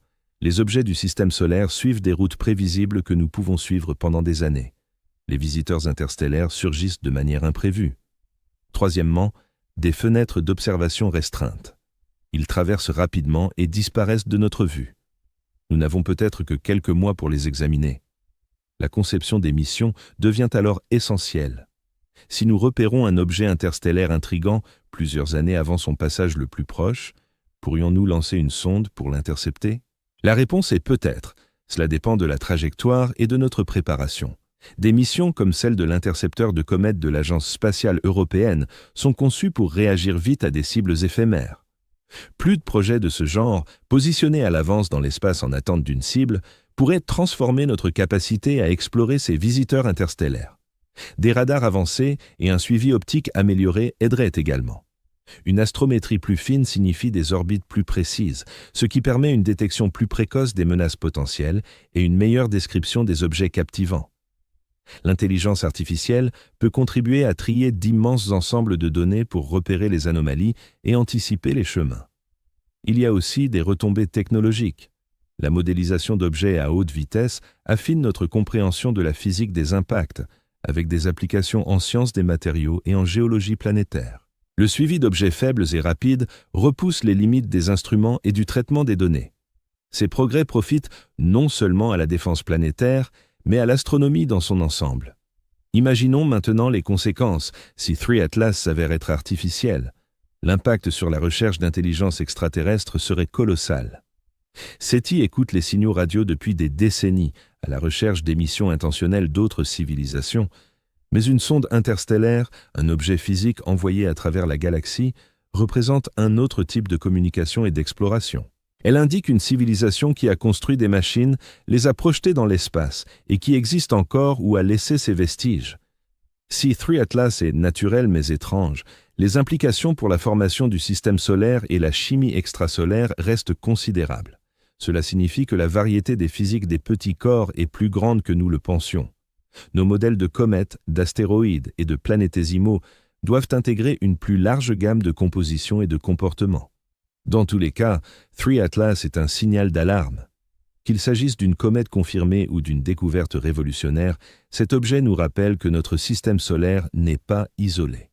La galaxie est immense, peuplée d'innombrables étoiles et planètes, et l'espace entre elles n'est pas vide. Des objets dérivent, entrepotent en collision, s'échappent et vagabondent. Certains finissent par arriver ici. La fascination du public pour les sondes aliens peut attirer l'attention et les fonds, vers la science spatiale, mais elle comporte aussi un risque de désinformation. Les agences de défense planétaire doivent gérer à la fois les données et le récit en fournissant des informations précises tout en admettant l'incertitude. La frontière entre spéculation responsable et sensationnalisme est mince. Des scientifiques comme Avi marchent sur cette ligne avec soin, affirmant que nous devrions rester ouverts à toutes les hypothèses. Les critiques soutiennent que tolérer des idées exotiques sans preuves solides érode la confiance du public en la science. Ce débat est sain. Il reflète la tension entre prudence et curiosité, entre conservatisme et imagination. 3 Atlas, quelle que soit sa nature, incarne cette tension. Passons maintenant aux avancées récentes dans d'autres domaines de la science spatiale liés à cette histoire. Partie 11. Progrès récents dans l'imagerie des atmosphères d'exoplanètes. 2025 a été une année d'or pour la science des exoplanètes. Le télescope spatial James Webb, lancé fin 2021, a passé des années à affiner ses outils et à viser des mondes lointains. Cette année, il a capturé quelque chose d'exceptionnel. Des signatures moléculaires détaillées dans l'atmosphère d'une exoplanète de type Neptune orbitant autour d'une étoile à 60 années-lumière. La planète désignée K218b avait déjà été observée, mais les capacités infrarouges de JWST ont permis aux astronomes de sonder plus profondément son enveloppe gazeuse que jamais. Le spectre a révélé de la vapeur d'eau, du méthane, du dioxyde de carbone et des traces de sulfure de diméthyle, une molécule sur Terre produite mainly par des processus biologiques. La détection reste provisoire, nécessitant d'autres observations pour confirmation. Mais si elle se confirme, c'est la première signature potentielle de vie dans l'atmosphère d'une exoplanète. Pourquoi cela concerne-t-il 3 Atlas? Parce que les mêmes méthodes utilisées pour analyser les atmosphères d'exoplanètes s'appliquent à l'étude de la chevelure et des jets des comètes. La spectroscopie, qui décompose la lumière en ses longueurs d'onde composantes, nous indique quelles molécules sont présentes. Que l'on observe une planète à 40 parsecs ou une comète à 2 unités astronomiques, la technique est identique. Nous vivons une époque où nous pouvons scruter les atmosphères de mondes distants et disséquer la chimie des visiteurs interstellaires. Les outils se chevauchent. Les instruments qui examinent les exoplanètes lors de leur transit, quand elles passent devant leur étoile haute, peuvent aussi être dirigés vers 3 Atlas pour analyser sa composition, ses jets et les gaz qu'il émet. La découverte d'une exoplanète en 2025 met en lumière la force de l'astrochimie contemporaine. Il y a des décennies, déceler des exoplanètes relevait déjà du défi, sans parler d'examiner leurs atmosphères. Aujourd'hui, on repère des molécules précises, on évalue le potentiel d'habitabilité et on traque les indices de vie. Cette expertise s'applique aussi à notre voisinage stellaire. L'objet 3 Atlas pourrait livrer un échantillon de matière extrasolaire, une sonde directe de la chimie dans un autre système stellaire. C'est très inhabituel, l'accélération, la teinte atypique, la queue anti-réfléchissante potentielle en font un joker imprévisible. Si sa make-up s'avère exotique, abondant en molécules absentes des comètes de notre système solaire, cela révèle la variété des processus de formation planétaire à travers la Voie lactée. L'aspect interdisciplinaire de ces recherches est remarquable. Sciences planétaires, astronomie, instrumentation, chimie, physique, tout converge. Les mêmes experts qui décortiquent les spectres d'exoplanètes pourraient travailler main dans la main avec ceux qui scrutent 3 Atlas. Les mêmes télescopes servent aux 2 missions. Prenons un exemple concret. La détection de vapeur d'eau et de méthane dans l'atmosphère de K218b a nécessité d'observer la planète à plusieurs reprises lors de ses transits devant son étoile. Chaque passage a fourni un spectre indiquant les longueurs d'onde absorbées par l'atmosphère. En comparant ces spectres, les astronomes ont pinpointé les raies d'absorption liées à des molécules spécifiques. La précision exigée est stupéfiante. Il s'agit de repérer des traces au niveau de parties par million dans une atmosphère située à des centaines de trillions de kilomètres. Des méthodes analogues pourraient-elles débusquer des signes d'artificialité chez 3 Atlas? C'est envisageable. Si l'objet présente une surface métallique, des matériaux conçus ou une réflectivité anormale, la spectroscopie pourrait le trahir. Les métaux affichent des signatures spectrales distinctes. Une enveloppe en aluminium ou en acier renverrait la lumière autrement que la roche ou la glace. Polymères, céramiques, autres substances industrielles, chacune laisse une empreinte dans le spectre. Si 3 Atlas était une sonde ou un engin spatial, ces matériaux extérieurs pourraient dénoncer son origine. Les corps naturels consistent en silicates, composés organiques, glace. Les artefacts humains incluraient alliages, composites, revêtements optimisés pour l'espace. Cette distinction devrait être perceptible, à condition d'obtenir des spectres haute résolution. Les mêmes instruments qui balaient les mondes lointains nous aident à inspecter ces intrus interstellaires plus proches. JWST, Hubble, observatoire terrestre équipé d'optiques adaptatives. Tous y contribuent. La complémentarité entre la science des exoplanètes et celle du système solaire représente un joyau méconnu de l'astronomie actuelle. Il y a aussi un lien philosophique. Explorer les exoplanètes, c'est situer notre rôle dans l'univers, c'est dénicher d'autres planètes potentiellement vivantes. Étudier les objets interstellaires, c'est croiser des fragments de ces mondes, c'est accueillir des émissaires de systèmes inaccessibles. Les deux quêtes répondent à la même interrogation. Sommes-nous seuls? Si 3 Atlas est naturel, il reste un héros d'une autre étoile, porteur d'infos sur son lieu de naissance. S'il est artificiel, les conséquences sautent aux yeux. Dans tous les cas, il s'inscrit dans la quête plus vaste de vie et d'intelligence au-delà de la Terre. À suivre, nous plongerons dans les avancées récentes sur la matière noire et les théories de gravité modifiée qui pourraient influencer notre lecture des accélérations anormales chez de petits objets comme 3 Atlas. Partie 12. Nouvelle percée en matière noire ou gravité modifiée. Au début de l'année, les astronomes ont publié des résultats du VERA-C. Rubin Observatory, opérationnel depuis 2024. Cet observatoire mène le Legacy Survey of Space and Time, cartographiant l'ensemble du ciel austral toutes les quelques nuits. Parmi ses objectifs, mapper la répartition de la matière noire en observant le regroupement des galaxies et la courbure de la lumière autour des structures massives. Une étude récente a révélé des écarts dans les courbes de rotation galactique qui ne collent pas tout à fait au modèle standard de matière noire. Ces courbes décrivent la vitesse des étoiles orbitant le centre d'une galaxie à diverses distances. Dans une galaxie ne comportant que de la matière visible, les étoiles périphériques devraient tourner plus lentement, conformément aux lois de Kepler. Mais les mesures indiquent qu'elles maintiennent la même vitesse que les plus proches, impliquant une masse invisible supplémentaire. Cette masse cachée, c'est la matière noire. Les données fraîches du Rubin Observatory suggèrent que sa distribution dans certaines galaxies est plus grumeleuse ou plus étalée que prévu par les simulations. Cela pourrait signaler un manque dans notre connaissance de la matière noire, ou du moins pointer vers des théories de gravité modifiée, des alternatives à la relativité générale expliquant les dynamiques galactiques sans matière invisible. Les retombées sont immenses. La matière noire représenterait environ 85% de toute la matière de l'univers. Pourtant, on ne l'a jamais observée directement. On déduit son existence des effets gravitationnels, rotation des galaxies, flexion de la lumière autour des amas, formation de la toile cosmique, structure du fond diffus cosmologique. Mais on ignore encore sa composition. Des décennies d'expériences visant à détecter des particules de matière noire, comme les particules massives faiblement interagissantes ou WIMPy, n'ont rien donné de concret. Ces détecteurs, installés profondément sous terre pour se protéger des rayons cosmiques, attendent patiemment qu'une particule de matière noire heurte un noyau atomique. Jusqu'à présent, aucun résultat clair. Les données de l'observatoire Rubin ajoutent une couche supplémentaire d'incertitude.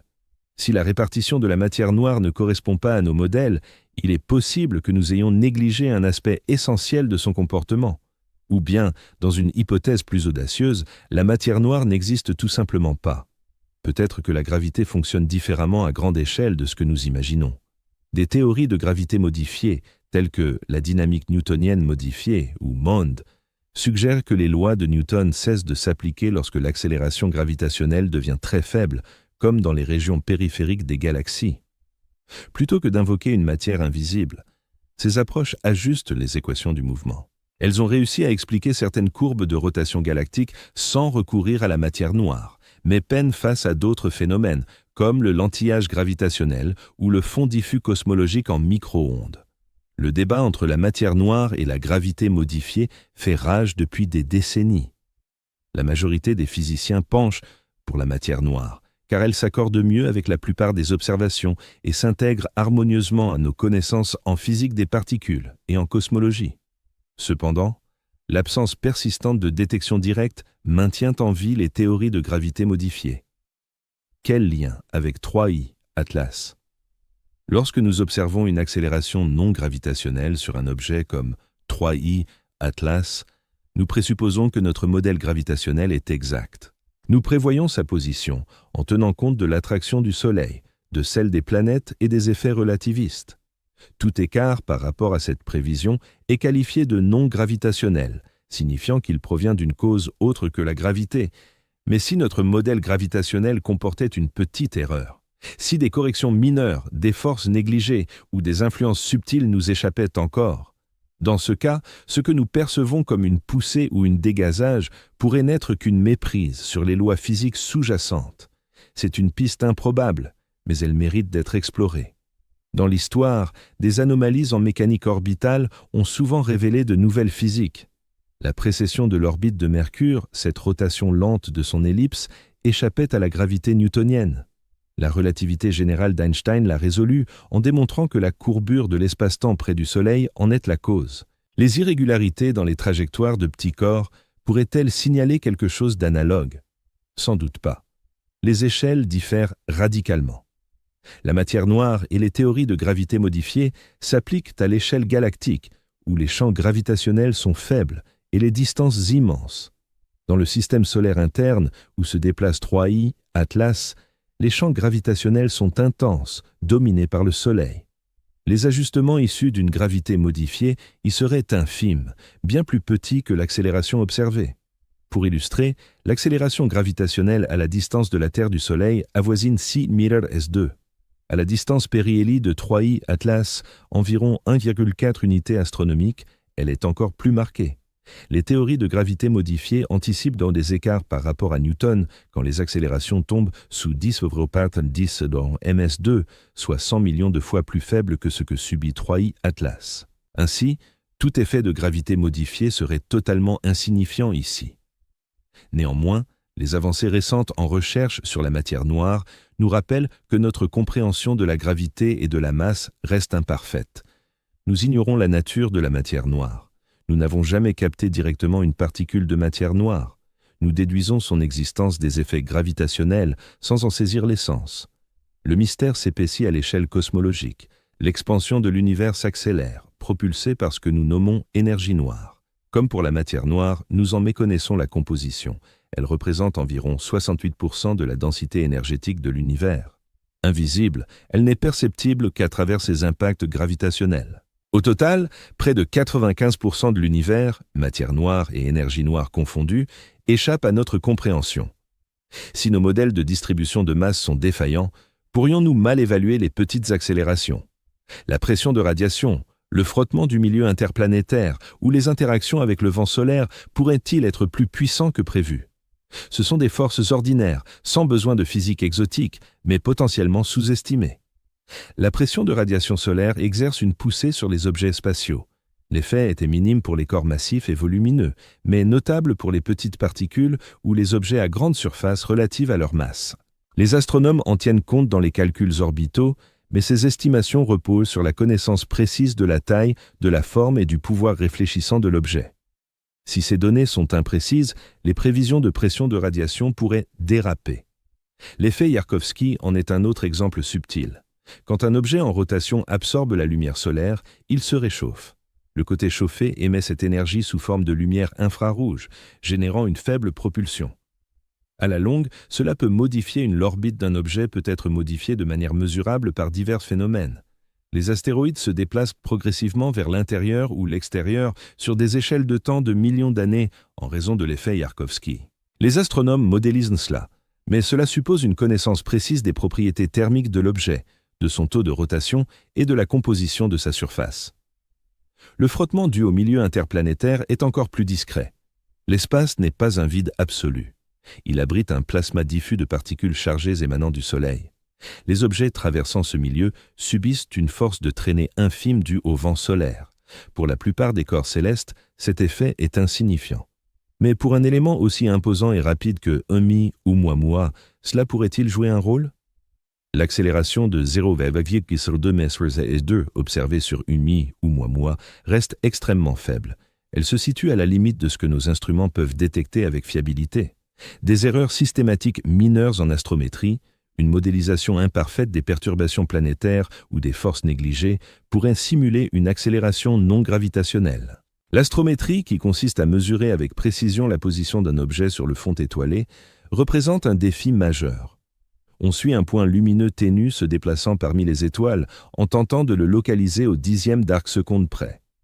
Les turbulences atmosphériques estompent l'image. Les défauts des télescopes génèrent des déformations. Les incertitudes temporelles introduisent du bruit.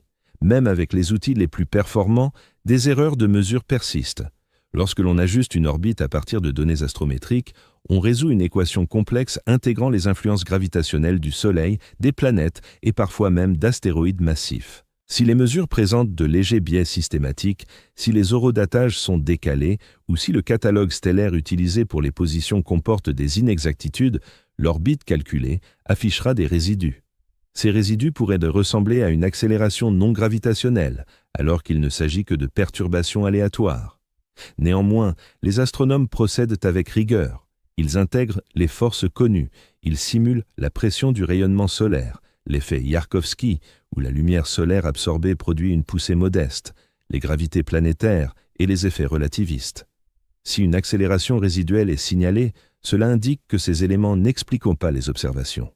Le Jet Propulsion Laboratory et l'Atacama Large Millimeter Array constituent des références mondiales pour les données astrométriques citées par Avi Loeb. Leur relevé inspire confiance. Le décalage de 4 arcs-secondes évoqué par Loeb est notable, largement supérieur au niveau de bruit. Ainsi, l'accélération non gravitationnelle est vraisemblablement authentique et non une illusion due à des données défectueuses. Cependant, son interprétation, c'est-à-dire sa cause, demeure incertaine. L'émission de gaz reste l'hypothèse privilégiée. Comme nous l'avons examiné, elle implique un taux de perte de masse élevé qui n'a pas été observé de façon concluante. Y a-t-il un autre processus naturel que nous négligeons? Une option consiste en la fragmentation. Si Onnuniti Oumuamua se disloque, en éjectant des fragments au fur et à mesure qu'ils se réchauffent, ces débris emportent de la quantité de mouvement. La force de réaction propulse alors le corps principal. Cela évoque l'émission de gaz, mais repose sur une désintégration mécanique plutôt que sur une sublimation. Les comètes se brisent parfois, particulièrement sous l'effet de forces de marée ou d'une rotation accélérée. Si Uni Oumuamua est un tas de débris, un amas friable de roches et de glace liés uniquement par la gravité, il pourrait être instable. Une autre hypothèse porte sur des effets électrostatiques.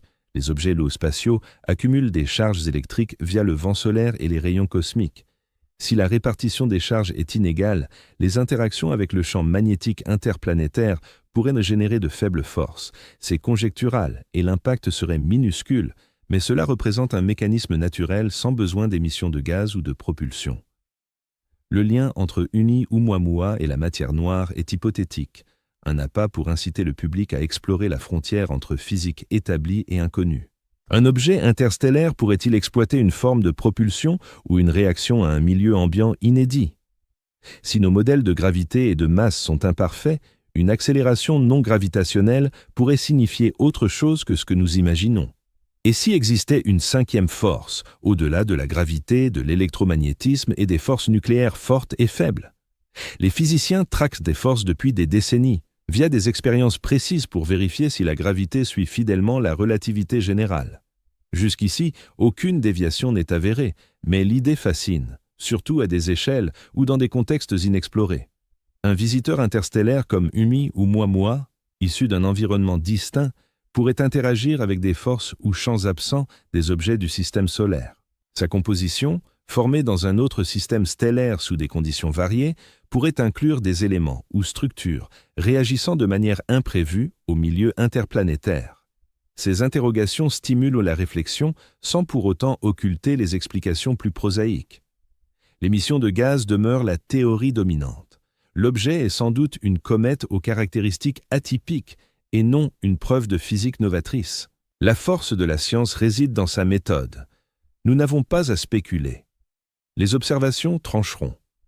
Si Uni Oumuamua exhibe tous les signes d'une comète, avec des éruptions massives, dégazage, coma stellaire, signature spectroscopique de composés volatiles, et voilà que l'accélération s'explique. Sinon, si les irrégularités demeurent sans mécanisme naturel évident, on entrevoit des hypothèses plus audacieuses.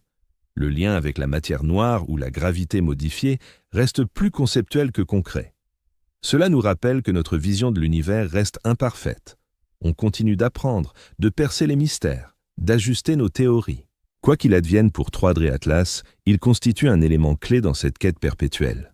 Ensuite, examinons comment l'intelligence artificielle révolutionne nos méthodes de prévision orbitale et de détection d'anomalies, ce qui pourrait éclaircir la véritable essence de 3I Atlas. Partie 13. Outils d'astronomie astrométrique pilotés par l'IA. L'intelligence artificielle bouleverse notre exploration du cosmos. Les algorithmes d'apprentissage automatique traitent d'énormes volumes de données, repèrent des motifs, signalent des écarts et formulent des prévisions bien plus rapidement et précisément que les approches classiques. En 2025, plusieurs nouveaux outils basés sur l'IA ont été lancés pour l'astrométrie et la prédiction d'orbite et ils marquent déjà les esprits. Prenons OrbNet, un réseau neuronal issu d'une coopération entre universités et agences spatiales. OrbNet absorbe les données astrométriques, c'est-à-dire les mesures de position d'un objet au fil du temps, et les confronte à un modèle gravitationnel pur. Il produit des résidus, ces écarts entre positions observées et attendues, et alerte sur les corps présentant des déviations notables.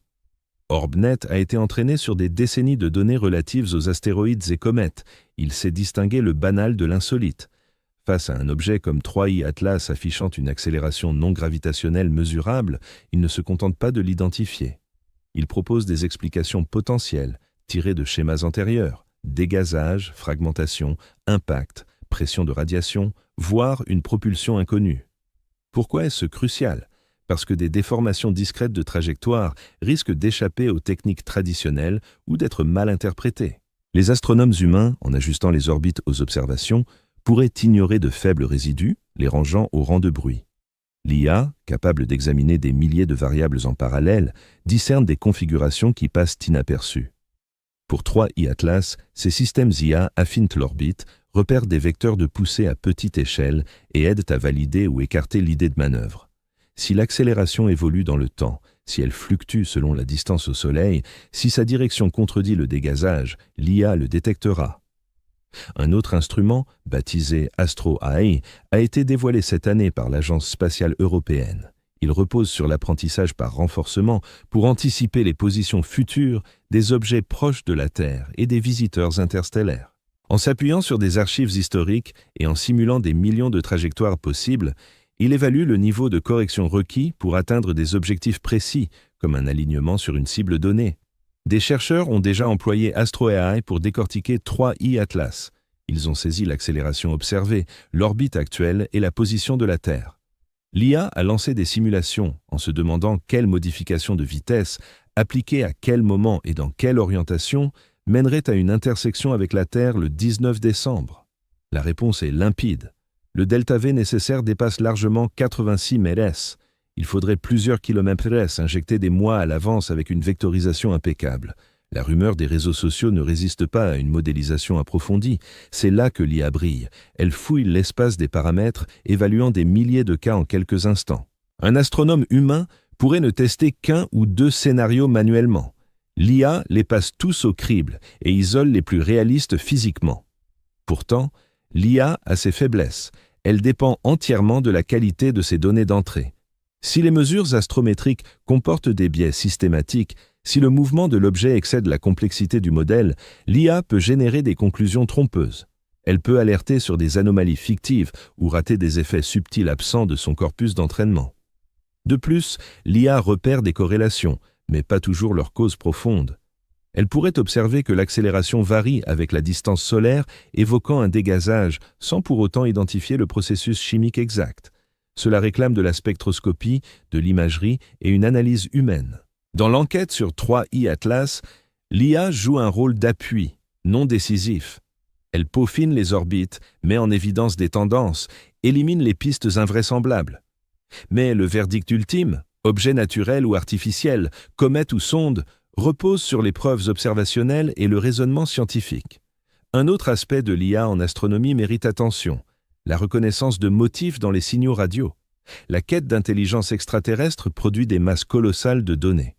Les radiotélescopes balayent le ciel, enregistrant des signaux sur des millions de canaux fréquentiels.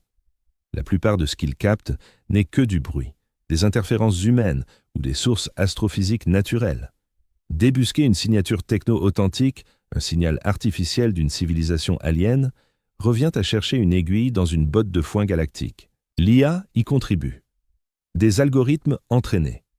Les systèmes d'intelligence artificielle conçus pour repérer les motifs au sein du bruit peuvent signaler des signaux potentiels à examiner par des humains. Ils sont capables d'éliminer les perturbations terrestres, de repérer les dérives de fréquences typiques d'un émetteur sur une plateforme en orbite ou en mouvement, et de déceler des schémas de modulation indiquant un contenu informatif. Si l'objet 3i Atlas diffusait des ondes radio, les échos à 1,4 GHz mentionnés dans les publications sur les réseaux sociaux auraient probablement été captés par ces IA. Le fait qu'aucun grand observatoire n'ait signalé de telles émissions, malgré une surveillance ininterrompue du ciel, constitue une preuve solide de leur inexistence. Les IA ne passent pas à côté de ce genre de choses. Si une émission radio structurée provenait de la direction de cet objet, elle aurait été détectée, étudiée, et soit validée, soit attribuée à une interférence. Ainsi, les prévisions issues des analyses orbitales assistées par IA indiquent que d'ici fin 2025 et début 2026, nous obtiendrons des informations précises sur la trajectoire de 3D Atlas. Les écarts seront mesurés avec une grande exactitude. Toute accélération soutenue sera cartographiée en 3 dimensions. Des liens temporels avec la distance au Soleil, la rotation ou d'autres éléments seront établis, et l'hypothèse de manœuvre selon laquelle l'objet se dirigerait vers la Terre sera confirmée ou infirmée de manière fiable. La transparence des outils d'IA favorise aussi la confiance du public. Les résultats peuvent être reproduits, vérifiés et contrôlés par des chercheurs indépendants. Contrairement aux modèles propriétaires ou aux calculs opaques, les plateformes d'IA open source permettent à quiconque dispose des données de mener ses propres analyses. Cela rend la science plus accessible et complique la propagation de fausses informations. Ensuite, examinons les progrès en astronomie radio, en particulier dans la bande de 1,4 GHz, et leur impact sur la recherche de signatures technologiques potentielles provenant d'objets comme 3i Atlas. Partie 14. Avancée en astronomie radio des grands espaces, 1,4 GHz et plus. L'astronomie radio a connu une année exceptionnelle. Au début de 2025, le projet Breakthrough Listen, une initiative majeure dédiée à la quête de signatures technologiques, a publié les résultats d'une étude couvrant des millions d'étoiles dans la bande de 1,2 à 1,8 GHz. Cette plage englobe la ligne d'hydrogène à 1,4 GHz, une fréquence naturelle vue comme un canal idéal pour les communications interstellaires. L'étude n'a révélé aucune signature technologique confirmée, mais elle a imposé des limites strictes. Si des civilisations diffusaient des ondes radio puissantes à 1,4 GHz à quelques milliers d'années-lumière de la Terre, nous les aurions repérées. Ce silence apporte des enseignements. Il implique que les civilisations intelligentes sont soit rares, soit qu'elles n'émettent pas dans cette bande, soit que leurs signaux sont trop faibles pour nous, ou encore qu'elles choisissent délibérément le mutisme. Les améliorations en traitement des signaux, les réseaux d'antennes plus vastes et les filtres pilotés par IA ont rendu l'astronomie radio plus sensible que jamais. Le tableau MERCAT en Afrique du Sud, le Very Large Array au Nouveau-Mexique et le futur Square Kilometre Array en cours de finalisation repousseront encore ces limites. Nous entrons dans une période où capter des émissions radio ténues d'étoiles proches ou d'objets de passage deviendra non seulement féasible, mais courant. Cela nous amène à l'affirmation sur les réseaux sociaux concernant les échos à 1,4 GHz émanant de 3i Atlas. Selon cette allégation, l'objet aurait émis des signaux structurés près de Mars, peut-être des salutations ou des échanges pour ajuster sa trajectoire. Le choix de la fréquence à 1,4 GHz est pertinent. Elle se situe dans la trou d'eau, une zone calme du spectre radio où le bruit de fond galactique est faible et où les signaux se propagent efficacement. Si une civilisation avancée souhaitait émettre un message détectable par d'autres, 1,4 GHz serait une option judicieuse. C'est une constante universelle. La ligne d'hydrogène est identique partout dans l'univers. Toute société pratiquant l'astronomie radio la reconnaîtrait. Mais voilà le hic. Aucune détection publique est validée par des paires de tels signaux de la part de 3i Atlas n'existe. Les télescopes radio scrutent le ciel en permanence. Des programmes comme Breakthrough Listen traquent précisément les signaux éphémères, les rafales et les anomalies. Si 3D Atlas envoyait des échos à 1,4 GHz assez forts pour être perçus depuis la Terre ou près de Mars, quelqu'un l'aurait relevé. Les signaux seraient-ils trop faibles? C'est envisageable. Les ondes radio s'atténuent avec la distance selon la loi de l'inverse du carré. À 1 ou 2 unités astronomiques, un émetteur modeste pourrait échapper au seuil de détection, mais dans ce cas, il ne serait pas perceptible près de Mars non plus, d'où proviendraient les échos selon les postes en ligne. Et s'il s'agissait d'émissions sporadiques, de courtes impulsions manquées, c'est aussi plausible. Les observations radio ne sont pas continues. Les télescopes sont un temps d'observation limité et ne visent pas toujours le bon secteur au bon moment. Une brève émission pourrait passer inaperçue. Néanmoins, l'absence de toute validation indépendante sonne l'alarme. Si ces échos étaient authentiques, plusieurs observatoires les auraient captés à ce stade. Le fait qu'aucun ne l'ait fait indique que l'affirmation manque de fondement. Explorons la faisabilité d'un point de vue technique. Imaginons que 3i Atlas soit une sonde artificielle. Quelles ressources faudrait-il pour émettre un signal à 1,4 GHz détectable sur des distances interplanétaires? La transmission radio. Un émetteur radio nécessite une alimentation électrique et une antenne. La puissance provient du concepteur de l'appareil et de sa source d'énergie. L'efficacité d'une antenne repose sur sa dimension et sur la longueur d'onde du signal émis. À 1,4 GHz, cette longueur d'onde mesure environ 21 cm. Une antenne performante de taille modérée pourrait s'étendre sur quelques mètres, ce qui la rend adaptable à un engin spatial. Si la sonde dispose d'une source nucléaire ou d'un système d'énergie durable, il est possible de produire quelques watts ou kilowatts de puissance radio. Cela suffirait pour une détection à des distances de plusieurs millions de kilomètres en utilisant un récepteur sensible et une antenne directionnelle. Cependant, des phénomènes naturels génèrent aussi des émissions radio. Les comètes, en interagissant avec le vent solaire, peuvent créer des instabilités de plasma qui rayonnent des ondes radio. Les éclairs ou les nuages de poussière, s'ils sont présents, pourraient émettre des rafales radio à large bande. Ces événements sont inhabituels, mais plausibles. Ainsi, même si un signal radio était capté en provenance de 3i Atlas, cela ne prouverait pas forcément qu'il s'agit d'un objet artificiel. Il faudrait examiner la structure du signal en cherchant une modulation, des répétitions, un dérive de fréquence ou tout indice d'un contenu informatif plutôt que du bruit aléatoire. Que surveiller dans les prochaines semaines? Des campagnes d'observation en radioastronomie visent la zone de 3i Atlas. Plusieurs observatoires collaborent en couvrant diverses bandes de fréquences et périodes. Les calendriers de publication des données prévoient des résultats fin 2025 ou début 2026. Les organismes SETI suivent de près l'affaire. Breakthrough Listen a intégré 3i Atlas à sa liste de cibles. S'il y a une anomalie dans le spectre radio, ils la repéreront. Le rôle de la radioastronomie dans cette enquête est de valider ou d'invalider l'hypothèse d'une signature technologique. Sans détection malgré une surveillance exhaustive, l'affirmation s'effondre. En cas de signal confirmé, la discussion prend une toute autre ampleur. La radioastronomie sert aussi à démystifier. De nombreuses anomalies présumées, des sursauts radio rapides initialement, attribués à des signaux extraterrestres, aux impulsions mystérieuses révélées comme provenant de fours à micro-ondes dans la cantine d'un observatoire, ont été expliqués par des causes naturelles ou humaines. Le domaine cultive un scepticisme rigoureux et une vérification méthodique. Qu'il s'agisse d'un objet naturel ou conçu, la radioastronomie reste un outil pionnier pour les découvertes. Pour l'instant, le silence de l'objet résonne plus fort que tout prétendu écho. Ensuite, nous concluons l'enquête en synthétisant les enseignements et en anticipant les développements de fin 2025 et début 2026. Partie 15. Bilan et perspectives pour fin 2025, début 2026. Reprenons l'ensemble. Tout a commencé par une assertion spectaculaire. 3i Atlas pourrait s'aligner avec la Terre. Cette idée s'appuyait sur des données authentiques, une accélération non gravitationnelle rapportée de 0,02 mmHg et un calcul élémentaire indiquant que 50 jours d'une telle accélération générerait un changement de vitesse de 86 mmHg.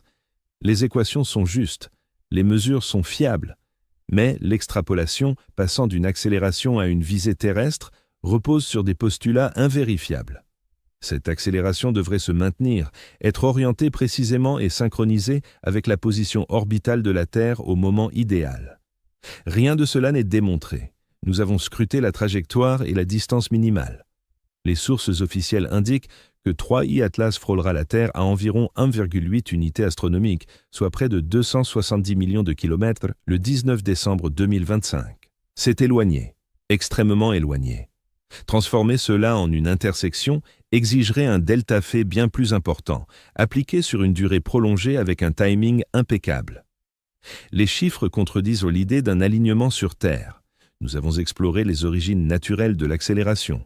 La dégazage, la sublimation de glace produisant une poussée, est l'explication privilégiée. Pourtant, le taux de perte de masse requis est élevé, au moins 1/16e de la masse de l'objet en un mois. Si le calcul d'Avilob est exact, cela entraînerait une immense chevelure cométaire que les télescopes n'ont pas encore observée de manière concluante. Le verdict reste en suspens. Nous avons aussi considéré l'hypothèse exotique. Et si 3I Atlas était artificielle, une sonde d'une autre civilisation? L'accélération, les dimensions, la voie suivie posent interrogation. Mais aucun élément décisif n'apparaît. Pas de signaux radio, pas de traces de propulsion non volatile, pas de preuves irréfutables. L'idée demeure conjecturale, fascinante, mais non étayée. Le récit sur les réseaux sociaux a gonflé l'affirmation, transformant une bizarrerie scientifique en saga d'interception extraterrestre. Cette version s'est propagée plus vite que les faits scientifiques, estompant la frontière entre données et interprétation. C'est un rappel sur la circulation de l'information à notre époque.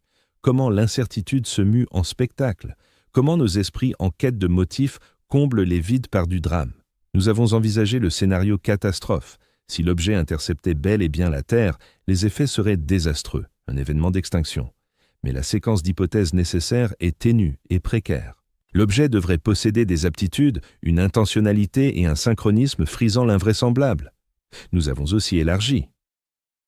Dans le contexte plus large des avancées en sciences spatiales, l'objet 3 Atlas s'inscrit dans une multitude de domaines interconnectés.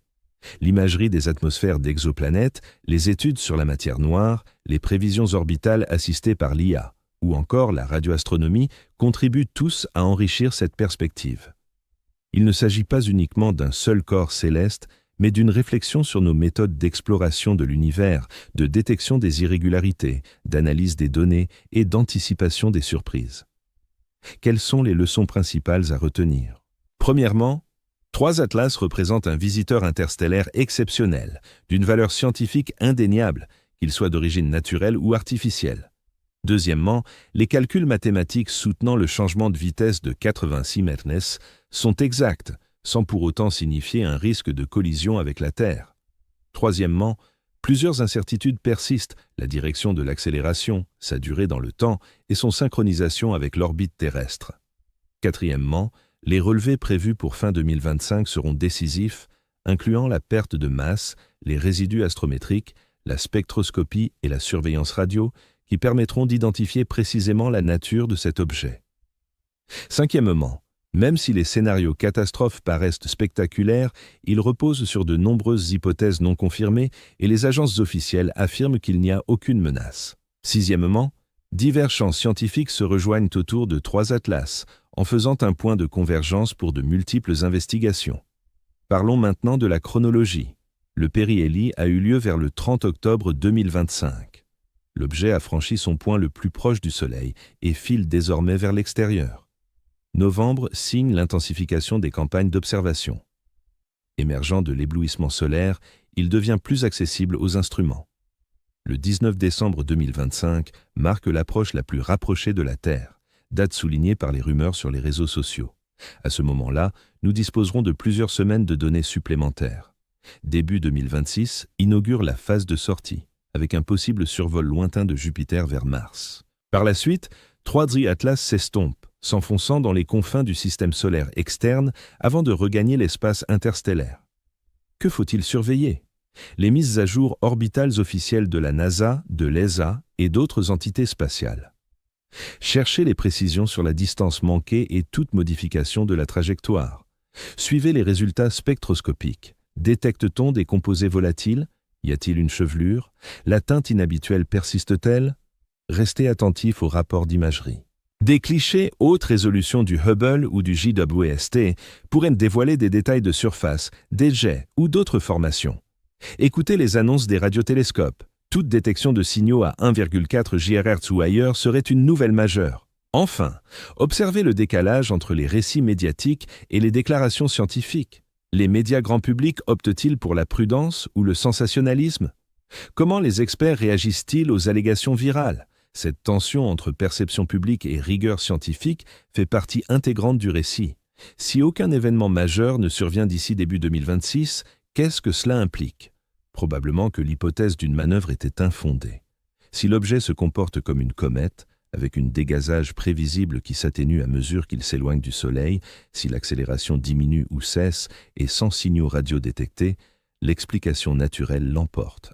3 Atlas rejoindra ainsi la liste des visiteurs interstellaires intrigants mais ordinaires.